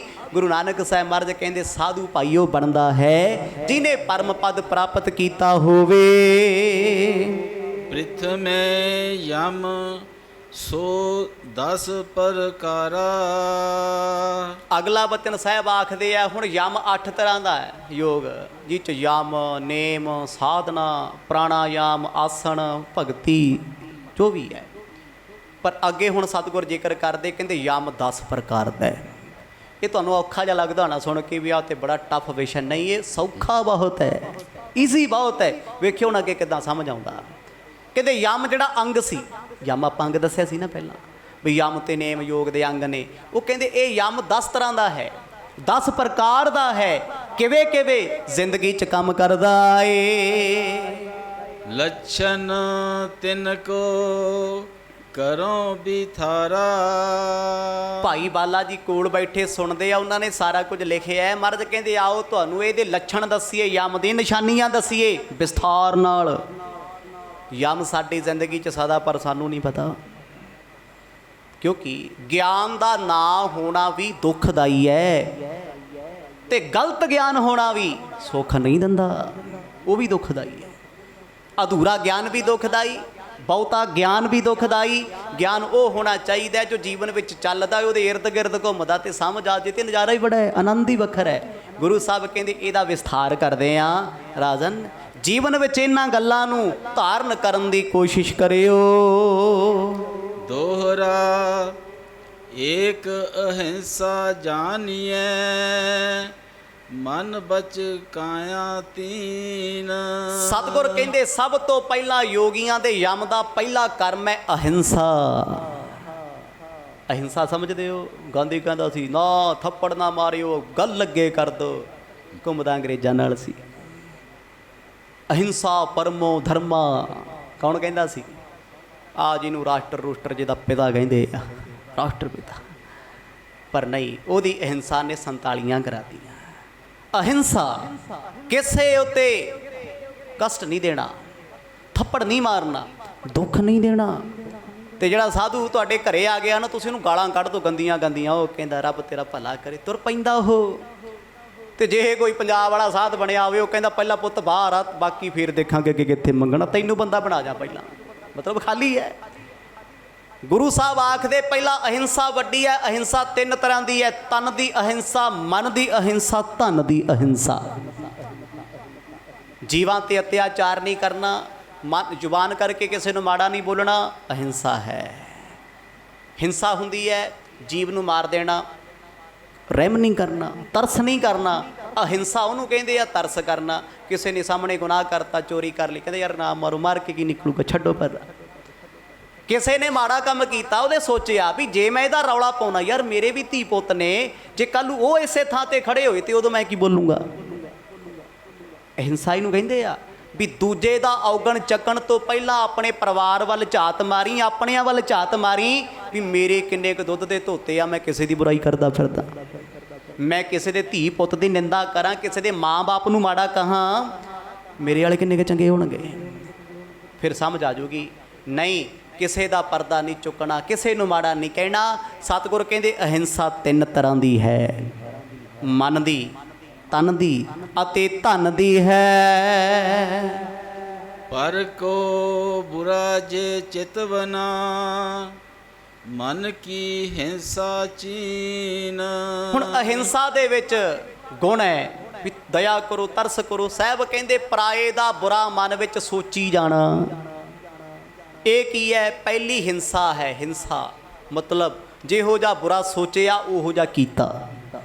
ਸਰੀਰ ਦੇ ਕਰਮ ਬਾਅਦ ਚੋਂ ਲਿਖੇ ਜਾਣੇ ਆ, ਤੁਹਾਡੇ ਮਨ ਦੇ ਕਰਮ ਧਰਮਰਾਜ ਨੇ, ਚਿੱਤਰਗੁਪਤ ਨੇ ਲਿਖਣੇ ਆ। ਕੋਈ ਬੰਦਾ ਤੁਹਾਨੂੰ ਆਉਂਦਾ ਜਾਂਦਾ ਚੰਗਾ ਨਹੀਂ ਲੱਗਦਾ, ਉਹ ਤੁਹਾਨੂੰ ਵਿਚਾਰਾ ਕਦੇ ਚੰਗਾ ਮਾੜਾ ਕਹਿੰਦਾ ਨਹੀਂ, ਤੁਸੀਂ ਉਹਦੇ ਬਾਰੇ ਪਤਾ ਨਹੀਂ ਕੀ ਕੀ ਸੋਚਿਆ, ਲੋਕਾਂ ਕੋਲ ਕੀ ਕੀ ਬੋਲਿਆ। ਸੱਜਣਾ ਦੇਣੇ ਤੈਨੂੰ ਦੇਣੇ ਪੈਣੇ ਦਰਗਾਹ 'ਚ, ਕਿਉਂਕਿ ਤੇਰੇ ਮਨ ਵਿੱਚ ਬੁਰਾਈ ਹੈ, ਤੂੰ ਮਨ ਵਿੱਚ ਬੁਰਾ ਸੋਚ ਰਿਹਾ ਹੈ। ਕਿਸੇ ਦਾ ਬੁਰਾ ਸੋਚਣਾ ਤੇ ਕਰਨਾ ਕੋਈ ਫਰਕ ਹੈ? ਮੈਂ ਸੋਚਾਂ ਵੀ ਯਾਰ ਆਹ ਬੰਦਾ ਮੈਂ ਬਦਨਾਮ ਕਰਕੇ ਛੱਡਣਾ, ਮੈਂ ਇਹਦੀ ਇੱਜ਼ਤ ਨਹੀਂ ਰਹਿਣ ਦੇਣੀ, ਤੇ ਜਿਹੋ ਜਿਹਾ ਮੈਂ ਉਹਨੂੰ ਬਦਨਾਮ ਕਰ ਦਿੱਤਾ, ਜਿਹੋ ਜਿਹਾ ਮਨ ਵਿੱਚ ਸੋਚ ਲਿਆ, ਇਹ ਹਿੰਸਾ ਹੈ। ਮਤਲਬ ਮੈਂ ਆਪਣੇ ਮਨ ਦਾ ਪੂਰਾ ਕਪਟ ਸੁੱਟਿਆ, ਫਿਰ ਜ਼ੁਬਾਨੋਂ ਵੀ ਬੋਲਿਆ ਇਹ ਮਾੜਾ, ਇਹ ਮਾੜਾ, ਇਹ ਮਾੜਾ। ਤੇ ਜਿੱਦਣ ਕਿਸੇ ਨੇ ਮੇਰੇ ਧੀ ਪੁੱਤ ਨੂੰ ਮਾੜਾ ਕਹਿਤਾ, ਮੇਰੇ ਪ੍ਰਾਣ ਨਿਕਲ ਜਾਣੇ। ਹਾਏ ਕਹਿ ਕਿਵੇਂ ਦਿੱਤਾ? ਹਾਏ ਲੋਕੀ ਸਾਡੀਆਂ ਗੱਲਾਂ ਕਰਦੇ ਆ, ਲੋਕ ਇਦਾਂ ਬੋਲ ਜਾਂਦੇ ਆ। ਗੁਰੂ ਸਾਹਿਬ ਕਹਿੰਦੇ ਪਹਿਲੀ ਮਨ ਦੀ ਹਿੰਸਾ ਹੈ, ਇਹਨੂੰ ਰੋਕ ਲੈਣਾ ਹੀ ਅਹਿੰਸਾ ਬੋਲਿਆ ਜਾਂਦਾ ਏ। ਗੁਰੂ ਸਾਹਿਬ ਬਾਣੀ 'ਚ ਲਿਖਦੇ ਆ ਨਾ, ਪਰ ਕਾ ਬੁਰਾ ਨਾ ਰੱਖੋ ਚੀਤ। ਕਹਿੰਦੇ ਪਰਾਏ ਦਾ ਬੁਰਾ, ਪਰਾਏ ਦੀ ਬੁਰਾਈ ਚਿੱਤ ਵਿੱਚ ਰੱਖੀ ਵੀ ਨਾ, ਰੋਗ ਬਣ ਜੂਗੀ। ਉਹਦਾ ਬੁਰਾ ਜੇ ਕਿਤੋਂ ਹੋ ਗਿਆ ਨਾ, ਤੁਸੀਂ ਸੁਭਾਵਕ ਕਹਿਤਾ ਵੀ ਤੇਰਾ ਕੱਖ ਨਾ ਛੱਡੇ ਰੱਬ, ਕੱਲ੍ਹ ਨੂੰ ਨੁਕਸਾਨ ਹੋ ਗਿਆ, ਉਹਨੇ ਤੁਹਾਨੂੰ ਪੁਸ਼ਤਾਂ ਤੱਕ ਬਦ ਦੁਆਵਾਂ ਦੇਣੀਆਂ ਨੇ। ਬੁਰਾ ਨਾ ਸੋਚੀ ਕਿਸੇ ਦਾ, ਤੂੰ ਸਦਾ ਦੂਜਿਆਂ ਦਾ ਭਲਾ ਮੰਗ। ਅਸੀਂ ਤੇ ਕਹਿੰਦੇ ਨਾਨਕ ਨਾਮ ਚੜ੍ਹਦੀ ਕਲਾ, ਤੇਰੇ ਭਾਣੇ ਸਰਬੱਤ ਦਾ ਭਲਾ। ਮੈਂ ਕਹਿੰਦਾ ਗੁਰਦੁਆਰੇ ਖੜਾ ਕੇ ਪੁੱਛ ਲਓ ਵੀ ਕਿੰਨਿਆਂ ਦਾ ਭਲਾ ਮੰਗਦੇ ਹੋ ਤੇ ਕਿੰਨਿਆਂ ਦਾ ਕਰਦੇ ਹੋ, ਵਿੱਚੇ ਮੇਰੇ ਸਮੇਤ ਕੋਈ ਵੀ ਨਹੀਂ ਹੈ। ਤੇ ਫੇਰ ਕਹਿੰਦੇ ਆ ਜੀ ਸਿੱਖੀ ਨਹੀਂ ਵੱਧਦੀ, ਸਿੱਖੀ ਦਾ ਪ੍ਰਚਾਰ ਨਹੀਂ ਹੁੰਦਾ। ਸਿੱਖੀ ਦੀਆਂ ਗੱਲਾਂ ਤੇ ਇੱਕ ਵੀ ਨਹੀਂ ਸਾਡੇ 'ਚ। ਇੱਥੇ ਸ਼ੁਰੂ ਹੋ ਜਾਣਾ ਨਿਕਲ ਕੇ, ਅੱਜ ਫਲਾਣਾ ਨਹੀਂ ਆਇਆ, ਅੱਜ ਫਲਾਣੀ ਨਹੀਂ ਆਈ, ਉਹਨੇ ਆਹ ਕਹਿਤਾ, ਉਹਨੇ ਫਲਾਣੇ ਬਾਰੇ ਆਹ ਬੋਲਤਾ। ਇਹ ਹਰ ਥਾਂ ਤੇ ਚੱਲਦਾ ਹੈ। ਇਹ ਕੀ ਹੈ? ਧਰਮ ਦੀ ਦੀਵੇ ਦੇ ਥੱਲੇ ਹਨੇਰਾ, ਧਰਮ ਦੀ ਥਾਂ ਤੇ ਕਲਯੁਗ। ਕਲਯੁਗ ਕਾਲੇ ਕੱਪੜੇ ਪਾ ਕੇ ਥੋੜੀ ਕਿਤੇ ਬੈਠਾ ਹੈ ਵੀ ਪਤਾ ਨਹੀਂ ਕਿਸੇ ਕਾਲੀ ਨੈਣਾ ਦੇਵੀ ਦੀ ਪਹਾੜੀ ਤੇ ਬੈਠਾ ਹੋਣਾ। ਕਲਯੁਗ ਉਧਰ ਨੂੰ ਨਹੀਂ ਜਾਣਾ। ਕਲਯੁਗ ਸਾਡੇ ਵਿੱਚ ਨਿੱਤ ਵਰਤਦਾ ਹੈ, ਧਰਮ ਦੀ ਦੁਨੀਆ 'ਚ ਵਰਤਦਾ ਹੈ, ਧਰਮੀ ਲੋਕਾਂ 'ਚ ਵੀ ਵਰਤਦਾ ਹੈ। ਕਿਉਂਕਿ ਧਰਮੀਆਂ ਤੋਂ ਹੀ ਤੇ ਪਰਖ ਹੋਣੀ। ਯੁੱਗ ਕਿਹੜਾ ਚੱਲਦਾ? ਕਿਸੇ ਯੁੱਗ ਦੀ ਪਰਖ ਕਰਨੀ ਹੋਵੇ, ਸ਼ਰਾਬਾਂ ਕਬਾਬਾਂ ਕੋਲ ਜਾ ਕੇ ਥੋੜਾ ਵੇਖਣਾ ਵੀ ਕਲਯੁਗ ਹੈ। ਵੇਸਵਾ ਦੇ ਦੁਆਰੇ ਥੋੜਾ ਪਤਾ ਲੱਗਣਾ ਕਲਯੁਗ ਹੈ। ਉਦੋਂ ਪਤਾ ਲੱਗਣਾ ਵੀ ਧਰਮ ਦੀ ਆੜ 'ਚ ਪਖੰਡ ਕਿੰਨਾ ਹੁੰਦਾ ਹੈ। ਗੁਰੂ ਨਾਨਕ ਸਾਹਿਬ ਮਹਾਰਾਜ ਇੱਥੇ ਕਿਉਂ ਆਏ ਸੀ ਸੰਸਾਰ ਤੇ ਜੀ? ਸੁਣਿਆ ਨਾ ਉਹ ਤੋਂ ਪਹਿਲਾਂ ਵੀ ਧਰਤੀ ਜੇ ਪੁਕਾਰ ਕੀਤੀ, ਕਲਮਲ ਹੋਈ ਮੇਦਨੀ, ਅਰਦਾਸ ਕਰੇ ਲੈ ਬੁਲਾਏ। ਕਿਉਂ? ਸ਼ਰਾਬੀ ਉਦੋਂ ਵੀ ਸ਼ਰਾਬਾਂ ਪੀਂਦੇ ਸੀ, ਅੱਜ ਵੀ ਪੀਂਦੇ ਆ। ਇਹ ਕੀ ਮਾੜਾ ਇਹ 'ਚ? ਸੁਭਾਵਕ ਗੱਲ ਹੈ। ਲੋਕ ਮਾਸ ਮੱਛੀ ਉਦੋਂ ਵੀ ਖਾਂਦੇ ਸੀ, ਅੱਜ ਵੀ ਖਾਂਦੇ ਆ। ਫਰਕ ਤੇ ਪਿਆ ਨਹੀਂ ਕੋਈ। ਕਿਸ ਕਰਕੇ ਮਾੜਾ ਸੀ? ਉਦੋਂ ਵੀ ਪੰਡਤ ਲੋਕ ਲੋਕਾਂ ਨੂੰ ਲੁੱਟਦੇ ਸੀ, ਮੁਸਲਮਾਨ ਲੋਕ ਤੰਤਰਿਕ ਵਿੱਦਿਆ ਦੇ ਨਾਂ ਤੇ ਲੁੱਟਦੇ ਸੀ। ਤੇ ਜੇ ਹੁਣ ਸਿੱਖ ਵੀ ਲੁੱਟੀ ਜਾਣਗੇ, ਪਖੰਡ ਪਹਿਲਾਂ ਵਾਂਗੂ ਧਰਮ 'ਚ ਚੱਲੂਗਾ ਤੇ ਕਲਯੁਗ ਗਿਆ ਕਿ ਰੁਕਿਆ ਹੋਇਆ? ਉੱਥੇ ਹੀ ਹੈ, ਉਹੀ ਲਾਈਨ ਤੇ ਚੱਲਦਾ ਨਾ। ਉਦੋਂ ਕੀ ਸੀ? ਵੱਡੀ ਲੈ ਕੇ ਹੱਕ ਗਵਾਏ, ਦੁਰਮਤ ਦਾ ਗਲ ਫਾਹਾ ਹੈ। ਭਾਈ ਗੁਰਦਾਸ ਕਹਿੰਦੇ ਆ ਲੋਕਾਂ ਤੋਂ ਵੱਡੀਆਂ ਲੈਣੀਆਂ। ਧਰਮੀ ਲੋਕ ਜਿਹੜੇ ਸੀ ਨਾ, ਸ਼ਰ੍ਹਾ ਦੇ ਨਾਂ ਤੇ ਪਾਪ ਕਰਦੇ ਸੀ। ਰਾਜੇ ਪਾਪ ਕਮਾਵਦੀ ਉਲਟੀ ਵਾੜ ਖੇਤ ਕੋ ਖਾਏ। ਕਹਿੰਦੇ ਰਾਜੇ ਤੇ ਧਰਮੀ ਲੋਕ ਸੀ, ਧਰਮੀ ਬੰਦੇ ਨੂੰ ਰਾਜਾ ਬਣਾਇਆ ਜਾਂਦਾ ਸੀ। ਬਾਹਮਣਾਂ ਦੇ ਰਾਜ ਸੀ ਇੱਥੇ, ਉਹ ਮਾੜੇ ਕੰਮ ਕਰਦੇ ਸੀ। ਕਹਿੰਦੇ ਫੇਰ ਇਹਨਾਂ ਲੋਕਾਂ ਨੂੰ ਸੁਧਾਰਨ ਵਾਸਤੇ ਗੁਰੂ ਬਾਬਾ ਜੀ ਆਪ ਆਏ। ਮੱਤ ਦਿੱਤੀ ਉਹਨਾਂ ਨੇ ਆ ਕੇ, ਓਏ ਸੱਜਣ ਠੱਗ ਕਿਉਂ ਠੱਗਾਂ ਵਾਲੇ ਕੰਮ ਕਰਦਾ, ਸੱਜਣ ਬਣਨਾ ਸੱਜਣਾ ਤੇ ਕਰਦਾ ਠੱਗੀਆਂ। ਧਾਰਮਿਕ ਲੋਕਾਂ ਨੂੰ ਹੀ ਸਮਝਾਇਆ ਨਾ। ਮਾੜੇ ਨੂੰ ਤੁਸੀਂ ਕੀ ਸਮਝਾਓਗੇ? ਉਹਦੇ ਕਹਿੰਦਾ ਮੈਂ ਬੁਰਾ ਯਾਰ, ਮੈਂ ਤੇ ਕਰਦਾ, ਲੈ ਕੀ ਕਰੇਗਾ ਮੇਰਾ।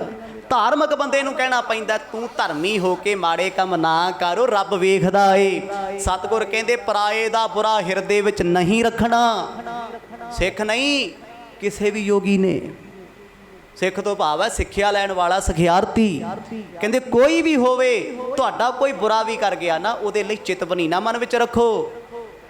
ਚਿਤਵਨੀ ਕਾਹਦੀ ਰੱਖਣੀ ਹੈ? ਮਨ ਵੈ ਚਿਤਬੋ ਚਿਤਵਨੀ ਉਦਮ ਕਰੋ, ਉਠ ਨੀਤ ਹਰ ਕੀਰਤਨ ਕਾ ਆਹਾਰੋ ਹਰ ਦੇਹੋ, ਨਾਨਕ ਕੇ ਮੀਤ। ਜੇ ਸੋਚਣਾ, ਜੇ ਚਿਤਵਨਾ, ਯਾਦ ਕਰਨਾ ਤੇ ਰੱਬ ਦੀ ਭਗਤੀ ਕਰੋ। ਕੋਈ ਬੁਰਾ ਕਹਿੰਦਾ ਫੇਰ ਕੀ ਹੈ? ਕਹਿ ਗਿਆ ਨਾ, ਹੁਣ ਵਾਪਸ ਹੋ ਜੂ। ਵੀ ਕਿਸੇ ਨੇ ਤੁਹਾਨੂੰ ਗਾਲ ਕੱਢਤੀ, ਉਹ ਗਾਲ ਫੜ ਕੇ ਮੂੰਹ 'ਚ ਵੜ ਦੋਗੇ ਵਾਪਸ? ਨਹੀਂ ਨਾ, ਉਹ ਬ੍ਰਹਿਮੰਡ 'ਚ ਰਿਲੀਜ਼ ਹੋ ਗਈ ਹੈ, ਖੁੱਲ ਗਈ ਗੱਲ। ਕਹਿ ਗਿਆ ਤੇ ਉਹ ਗੱਲ ਦਿਲ 'ਚ ਰੱਖੀ ਰੱਖੋ। ਇਹਨੇ ਗਾਲ ਕੱਢੀ, ਮੈਂ ਕੱਢੂੰਗਾ। ਇਹਨੇ ਮੇਰਾ ਬੁਰਾ ਕੀਤਾ, ਇਹਨੂੰ ਮੈਂ ਇੱਥੋਂ ਕਢਾ ਕੇ ਛੱਡੂ, ਇਹਦਾ ਆਹ ਕਰਕੇ ਛੱਡੂ। ਹੋ ਸਕਦਾ ਉਹ ਤਰੱਕੀ ਕਰ ਜੇ, ਤੈਨੂੰ ਰੋਗ ਲੱਗ ਜਾਣੇ ਆ। ਤੂੰ ਕਹਿੰਦਾ ਸੀ ਰਹਿਣ ਕਿਸੇ ਜੋਗਾ ਨਹੀਂ ਦੇਣਾ, ਤੇ ਰੱਬ ਨੇ ਉਹਨੂੰ ਬੜੀ ਉੱਚੀ ਥਾਂ ਤੇ ਪਹੁੰਚਾਤਾ, ਹੁਣ ਸੜੀ ਚੱਲ ਬੈਠਾ ਅੰਦਰ। ਇਹ ਕੀ ਸੀ? ਪਰਾਏ ਦਾ ਬੁਰਾ, ਮਨ ਦਾ ਰੋਗ ਸੀ। ਕਹਿੰਦੇ ਮਨ ਕਰਕੇ ਕਿਸੇ ਦਾ ਬੁਰਾ ਸੋਚਣਾ ਨਹੀਂ। ਚਉਪਈ ਫਿੱਕਾ ਬੋਲ ਦੁਖਾਏ ਹਨਾਵੇ। ਹੁਣ ਤਨ ਦੀ ਹਿੰਸਾ ਕਿਹੜੀ ਹੈ? ਫਿੱਕਾ ਨਹੀਂ ਬੋਲਣਾ ਕਹਿੰਦੇ ਕਿਸੇ ਨੂੰ। ਫਿੱਕਾ ਕੀ ਹੈ? ਕੌੜਾ ਸ਼ਬਦ। ਉਹ ਸ਼ਬਦ ਕਦੇ ਕਿਸੇ ਨੂੰ ਨਾ ਬੋਲੋ ਜੋ ਤੁਸੀਂ ਆਪਣੀ ਧੀ ਲਈ, ਆਪਣੀ ਮਾਂ ਲਈ, ਆਪਣੀ ਭੈਣ ਲਈ, ਆਪਣੇ ਪਰਿਵਾਰ ਲਈ ਤੇ ਖੁਦ ਲਈ ਨਹੀਂ ਸੁਣ ਸਕਦੇ। ਬਾਣੀ ਨੇ ਫਿਰ ਇਹਦੇ ਪਰਥਾਈ ਲਿਖਿਆ, ਨਾਨਕ ਫਿੱਕਾ ਬੋਲਿਆ ਤਨ ਮਨ ਫਿੱਕਾ ਹੋਏ। ਫਿੱਕਾ ਕੀ ਹੈ? ਕੌੜਾ ਸ਼ਬਦ। ਤੇ ਮੇਰੇ ਵਰਗਾ ਕਹਿ ਦਿੰਦਾ ਜੀ ਮੇਰੇ ਦਿਲ 'ਚ ਤੇ ਕੁਛ ਨਹੀਂ, ਮੇਰੀ ਤੇ ਜ਼ੁਬਾਨ ਹੀ ਇਦਾਂ ਦੀ। ਉਹ ਭਾਈ ਜ਼ੁਬਾਨ ਦੀ ਖੱਟੀ ਨਾਲ ਹੀ ਲੋਕ ਰਾਜੇ ਮਹਾਰਾਜੇ ਬਣਦੇ ਆ। ਜ਼ੁਬਾਨ ਕਰਕੇ ਹੀ ਲੋਕ ਪੂਜੇ ਜਾਂਦੇ ਆ। ਜ਼ੁਬਾਨ ਕਰਕੇ ਹੀ ਦੁਨੀਆ ਦਿਲਾਂ ਤੋਂ ਲੈਂਦੀ ਹੈ।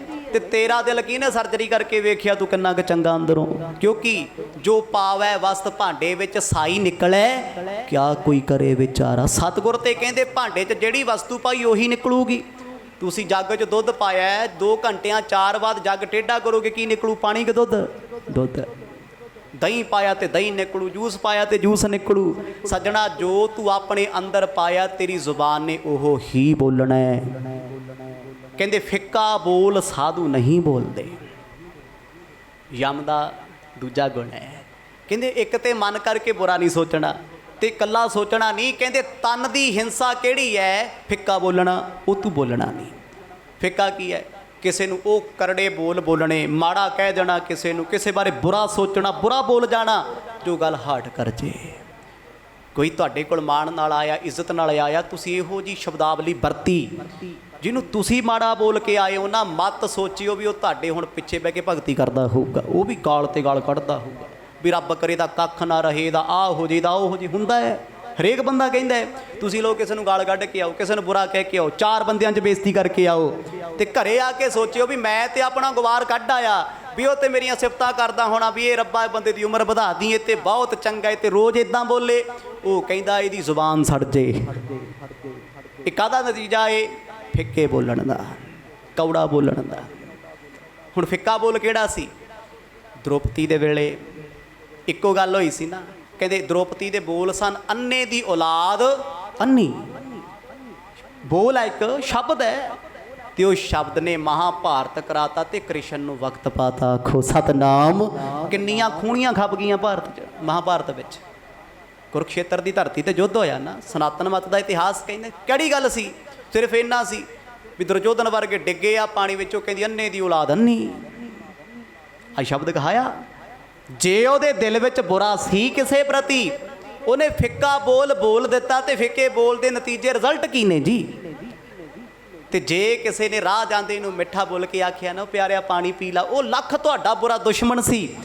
ਬੁਰੇ ਸਮੇਂ 'ਚ ਤੁਸੀਂ ਕੋਲ ਖੜ ਗਏ, ਉਹ ਬੰਦਾ ਕਹਿੰਦਾ ਮੈਂ ਤੈਨੂੰ ਮਾੜਾ ਸਮਝਦਾ ਸੀ, ਪਰ ਮੈਨੂੰ ਅੱਜ ਪਤਾ ਲੱਗਿਆ ਯਾਰ ਤੂੰ ਤੇ ਚੰਗਾ ਹੀ ਬੜਾ ਹੈ। ਇਹ ਕੀ ਸੀ? ਤੁਹਾਡੀ ਬੋਲੀ, ਤੁਹਾਡੀ ਜ਼ੁਬਾਨ। ਕਹਿੰਦੇ ਯੋਗ ਦਾ ਦੂਜਾ ਅੰਗ ਇਹ ਹੈ ਵੀ ਜ਼ੁਬਾਨ ਤੋਂ ਫਿੱਕਾ ਨਹੀਂ ਬੋਲਣਾ। ਇਹ ਤੇ ਬਾਣੀ ਵੀ ਕਹਿੰਦੀ ਹੈ। ਸਤਿਗੁਰ ਕਹਿੰਦੇ ਕਿਸੇ ਨੂੰ ਮਾੜਾ ਬੋਲ ਕੇ ਗੁਟਕਾ ਸਾਹਿਬ ਚੁੱਕ ਕੇ ਬਹਿ ਜਾ ਵੀ ਮੈਂ ਨਿਤਨੇਮ ਕਰਦਾ, ਜਪਜੀ ਪੜ੍ਹਦਾ, ਸੁਖਮਨੀ ਪੜ੍ਹਦਾ, ਕੋਈ ਫਾਇਦਾ ਨਹੀਂ। ਤੇਰਾ ਕੀਤਾ ਪਾਠ ਉਹਦੇ ਭਲੇ ਲਈ ਜਾਂਦਾ, ਤੇਰਾ ਤੇ ਹੁਣ ਹੀ ਉਹੀ ਕੁਛ ਜੋ ਬੋਲ ਕੇ ਆਇਆ। ਕਿਉਂਕਿ ਸਾਡੇ ਬੋਲੇ ਅਲਫਾਜ਼, ਸਾਡੇ ਬੋਲੇ ਬੋਲ ਜਿਹਨ 'ਚ ਬੈਠਦੇ ਆ। ਜਿਹਨ 'ਚ ਕੌਣ ਬੈਠਾ? ਦਿਲ 'ਚ ਕੌਣ ਬੈਠਾ ਜੀ? ਰੱਬ, ਸਤਿਗੁਰੂ ਬੈਠਾ ਨਾ।